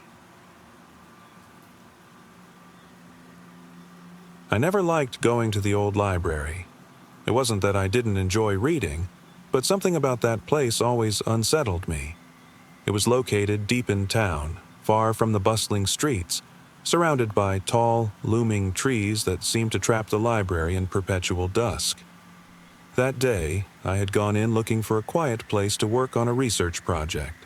The main hall stretched out in front of me, filled with towering bookshelves packed with forgotten volumes. The air smelled of old paper and dust, like something had been left untouched for too long. I always felt like the library was too quiet, too still, as though the very walls were watching. I found a desk tucked into a corner near the back. The sun barely made it through the high, cracked windows, casting long, dim shadows across the worn wooden floor. I set up my laptop, opened my books, and tried to focus, but the oppressive quiet gnawed at the edges of my concentration. Hours passed, or at least it felt like it. I had no real sense of time in that place. Every creak, every faint whisper of wind from outside seemed magnified in the silence. I was halfway through a particularly dry section of text when I noticed something unusual. A faint noise, barely audible at first, like someone breathing just behind me. I froze, scanning the empty library, but there was no one there. The sound grew louder, sharper, like someone was just inches from my ear. I turned slowly, my pulse quickening. No one. The breathy noise became a low whisper, as though someone was right there speaking into my mind. I couldn't make out what it was saying, but it felt off, like the voice wasn't human. I pushed my chair back, my hand trembling as I tried to steady myself. I wanted to run, but something about the stillness of the library held me in place. Then came a distinct echoing creak from the far corner of the room. I didn't want to look, but my head turned on its own. In the dim light, I saw something moving. Shadowy and indistinct, it wavered near the tallest shelf. A figure, barely formed, drifting in and out of sight. My breath caught in my throat. The whispering grew louder, distorted, like it was all around me now. I wanted to scream, but the words wouldn't come. It felt like the library itself had swallowed my voice. As I watched, the figure began to shift, growing more distinct. Its features were blurred, but I could see now. Hollow eyes, a twisted, gaping mouth. It didn't move like a person. It drifted, flowing across the room, closer to me. The whispering became a scream, but in my head, not from any source I could find. I stumbled backward, knocking over my chair. The figure didn't stop. It didn't seem to notice me. It was as if it had no awareness of anything but its own existence. It drifted toward the front of the library, toward the rows of ancient books, each step sending a shudder through the floor. Tears streamed down my face as I stumbled out the door, never looking back. The library remained silent, as if it had never noticed I was gone. I don't know what that thing was, and I don't want to find out. But I know I'll never step foot in that library again. My friends and I decided on a whim to take the long trail that stretched along the edge of the cliffs, far from any roads, towns, or lights. We wanted nothing but peace, a chance to get away from everything. We parked at the base of the trail, unloaded our backpacks, and began the slow ascent. The air was clear, and the sound of crickets filled the silence. It was peaceful. That was the only word for it. Peaceful. At first, we hiked for what felt like hours, the trail winding through thick patches of trees that would occasionally break into clearings with breathtaking views of the valley below.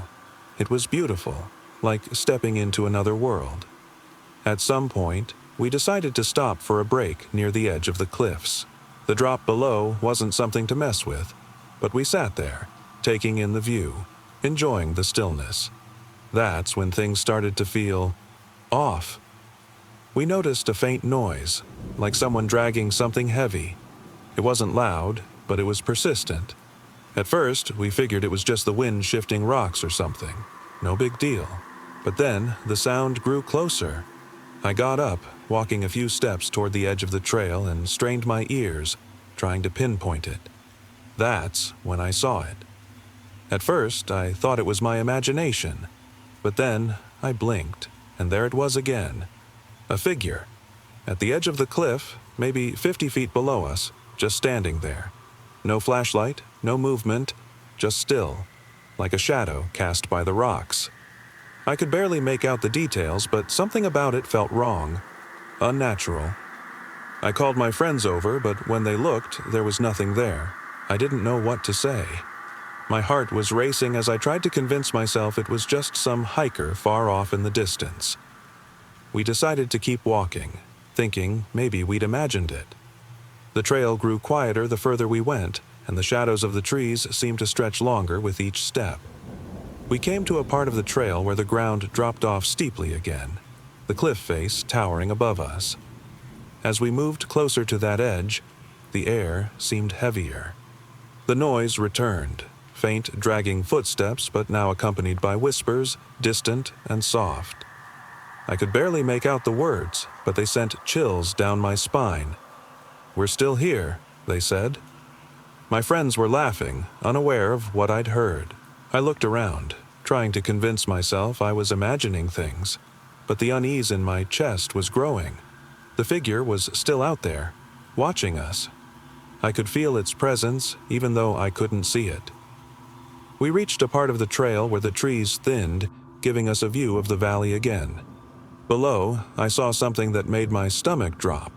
Another figure standing by the edge of the cliff far below, and then another, and another, until the entire expanse below was filled with dark shapes that seemed to be watching us, unmoving. I froze. My friends kept walking, oblivious, but I couldn't move. I wanted to scream, to shout, but my voice wouldn't come. The figures, there were dozens of them, seemed to blend into the shadows of the cliffs, but I could feel their eyes on me. I couldn't look away from the sight below, even as panic began to rise in my chest. My legs felt like they were rooted to the ground. They didn't move, didn't make a sound, but I knew they were waiting. I turned around and yelled at my friends to stop, but they couldn't hear me. I could barely hear myself. "Guys, stop!" I shouted, my voice barely more than a whisper. They were already too far ahead, unaware of what I had seen. I begged them to come back, but it was like they didn't even hear me. My mind was screaming, "Run back! Run back!" But my feet wouldn't move. My gaze was still locked on the figures far below. The dragging sound grew louder again, this time coming from above, behind me. I could feel something close, closer than it had been before. I turned around slowly, and that's when I saw it. The figure from earlier, the one by the cliff, now standing just a few feet away from me. Its face wasn't visible, but I could feel it watching me. Its presence seemed to drown out everything else. The sound of my friends, the wind, everything except the slow, deliberate footsteps drawing closer. "We're still here," it whispered again, and I could feel its breath against my neck. I didn't move. I couldn't. The figure leaned in closer, and I swear I could feel its cold, lifeless stare boring into me. But then, just as suddenly as it had appeared, it stopped. The dragging noise and whispers faded. The figure stood there for a moment longer, then turned and slowly walked back into the shadows of the cliff. By some miracle, my friends finally heard me screaming, and they ran back to find me. We left that trail as fast as we could, but I can still feel it, like something is out there, waiting, still. I wasn't the kind of person who believed in ghosts or the supernatural. I've always been a logical thinker, someone who dismissed old tales and rumors as nothing more than silly distractions. That changed one night on a solitary trip to the old family lake house. It wasn't anything fancy, just a small cabin tucked deep in the woods by a quiet, remote lake. My family used to go there when I was a kid, but we hadn't been back in years. After hearing it was in rough shape, I decided to check it out one weekend, just to make sure everything was still standing. The drive took longer than I remembered, the road winding through dense forest that swallowed any light from the moon. The lake house itself was hidden from view until you were nearly upon it. It stood there, dark and silent, its windows covered in grime and cobwebs. I grabbed my flashlight and headed inside. The interior was in worse condition than I expected. Dust and mold covered everything. Cobwebs hung like torn curtains, and the wooden floorboards creaked under every step. I opened the windows to let in some fresh air, though I wasn't sure if that was going to help with the oppressive silence. That evening, after checking for any signs of wildlife, I decided to explore the surrounding area. The lake itself was calm, reflecting the trees in a perfect mirror, but the air had a strange stillness to it, as if something had been watching and waiting for me to arrive. As night fell, I made a fire outside, sitting by the lake to enjoy the peace. The crackling flames didn't do much to comfort me, though. The woods around me seemed to hold their breath, the shadows growing deeper and more menacing as the minutes passed. It was around midnight when I first heard it, a faint whispering, barely audible but persistent, carried on the wind. I froze, listening, my skin crawling. The whispers didn't come from any particular direction but seemed to be all around me. I stood, heart racing, and scanned the trees, but I saw nothing. The silence returned. But the unease wouldn't go away. I convinced myself it was just the wind, some sound that had traveled from miles away and got distorted in the stillness. I went back inside and locked the door behind me, the sound of my own breath echoing in the empty cabin. I slept fitfully that night, plagued by strange dreams. I kept waking up, feeling like something, or someone, was watching me from the shadows. Each time I opened my eyes, the room seemed darker than before. The next morning, I decided to take a walk around the lake. The sun was bright, the forest alive with birdsong, but something still felt off. As I walked, I found old, faded footprints in the dirt. My heart skipped a beat when I realized they weren't mine. They looked much older, but perfectly preserved in the soft ground. I kept walking, pushing away the growing sense of dread. That's when I saw them. Footprints leading from the cabin, circling around the lake. But not just a few. The footprints stretched as far as I could see, as if something had been walking these woods for years. I turned back towards the cabin, but before I could make it, I saw something by the water's edge. A figure stood there, just beyond the trees, its form indistinct, its face obscured by shadows. I froze, unable to move as I stared at it. It wasn't human. Not really. The figure's shape was wrong, its posture unnatural, like something trying to mimic a person but failing. Panic set in as I realized it was watching me, tilting its head as if studying me. I wanted to run, but my legs wouldn't move. The whispering started again, louder this time, more insistent. It wasn't coming from the wind. It was coming from inside my head. Leave, leave, leave. The whisper repeated itself, growing louder, closer, until I couldn't tell if it was real or in my head. I turned to run, but the figure was gone, vanished into the trees. I made it back to the cabin, slamming the door shut and locking it again. My heart felt like it was going to burst out of my chest. I spent the rest of the day packing up and preparing to leave. The whispers never stopped. They echoed in my head long after I was back in my car, long after I was miles away from that place. To this day, I haven't been able to forget that trip. Sometimes, in the quiet moments, I can still hear those whispers. Not out loud, but in my mind, like they're waiting, always watching. It was late summer, and I'd gone on a solo camping trip, something I hadn't done in years. My usual companions had fallen through, but I felt an odd pull to get away from everything and find some peace in the quiet of the wilderness. I chose a remote spot deep in the forest, far from any trails or campsites. I wanted isolation, and I got it. The first day was perfect. The forest stretched out in every direction, vast and untouched. I set up my tent near a small stream, and the sound of running water helped calm my restless mind. There were no signs of other people, no other sounds except for the occasional rustling of leaves and birdsong. That night, as I sat by the fire, I thought about how peaceful it all felt. I'd grown so used to the noise of city life, and now, surrounded by nothing but nature, it was like the world had slowed down.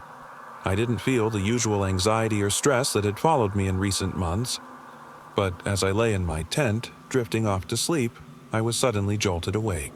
Something had rustled outside. I sat up, listening intently. The forest was still, save for the sound of my own heartbeat. I couldn't shake the feeling that someone, or something, was near. The night passed in silence after that. I convinced myself it was just my nerves. The forest can play tricks on you, and my overactive imagination was likely running wild. By morning, I was ready to forget the incident. But as I broke camp, I noticed something strange. Around my tent, the ground was uneven, disturbed. It looked like something heavy had walked through during the night, leaving deep, uneven prints. I followed the trail they made, huge, unnatural footprints that seemed to lead away from the stream and deeper into the woods. I told myself it was probably an animal. Bears roamed these parts, sure, but the tracks were larger than anything I'd ever seen before. They were too large, the stride too long. I tried to brush it off as fatigue playing tricks on me. That afternoon, as I ventured further into the forest, something shifted. The usual sounds of the woods, birds chirping, leaves rustling, became distant, faint. The silence returned, but this time, it was more oppressive. It felt as though the forest was holding its breath. I stopped walking and listened. There was nothing. No breeze, no distant rustling. Just silence. A sudden chill ran down my spine as I realized how alone I was. At first, I thought of turning back, but something kept pulling me forward. Curiosity, maybe, or the strange feeling that I wasn't truly alone. Against my better judgment, I pressed on, deeper into the woods, following the trail of those strange footprints. I don't know how long I walked, lost in thought and the eerie stillness of the forest. Suddenly, I stumbled upon a clearing, one that had no right to be there. It wasn't a natural formation, but rather it felt carved out. The trees surrounding it stood unnaturally still, their branches twisting toward the ground as if weighed down by unseen forces. In the center of the clearing stood something I can't fully explain. It was humanoid, though not human. Its form was obscured, shadowy, and indistinct, like it was made of fog. I could barely make out its shape, but its presence felt palpable, almost suffocating. I froze, my breath catching in my throat. My heart pounded in my ears as I stared at it, unsure if I was still dreaming or if this was something real. The creature, if that's what it was, turned its head slowly in my direction. I couldn't see its face, but I felt its gaze on me. Cold, empty, and infinite. Something in its presence made my skin crawl. I wanted to run, but I couldn't move. It felt like I was frozen, trapped in its gaze. Then, as suddenly as it appeared, the figure vanished. The clearing was empty once more, as though it had never been there at all. I turned and stumbled back, not sure how far I had come. My mind was racing, the sound of my own footsteps echoing through the silent forest. Every step felt heavier, like I was being followed, though I didn't dare look back. By the time I reached my tent, I didn't stop. I packed everything in a daze and left, not looking back at the deep woods that had become so foreign. I don't know what I saw that day. I've tried to convince myself it was just some trick of the mind, that the isolation and silence had gotten to me. But the footprints, they were real. The figure in the clearing, whatever it was real. I've never gone back to the woods since,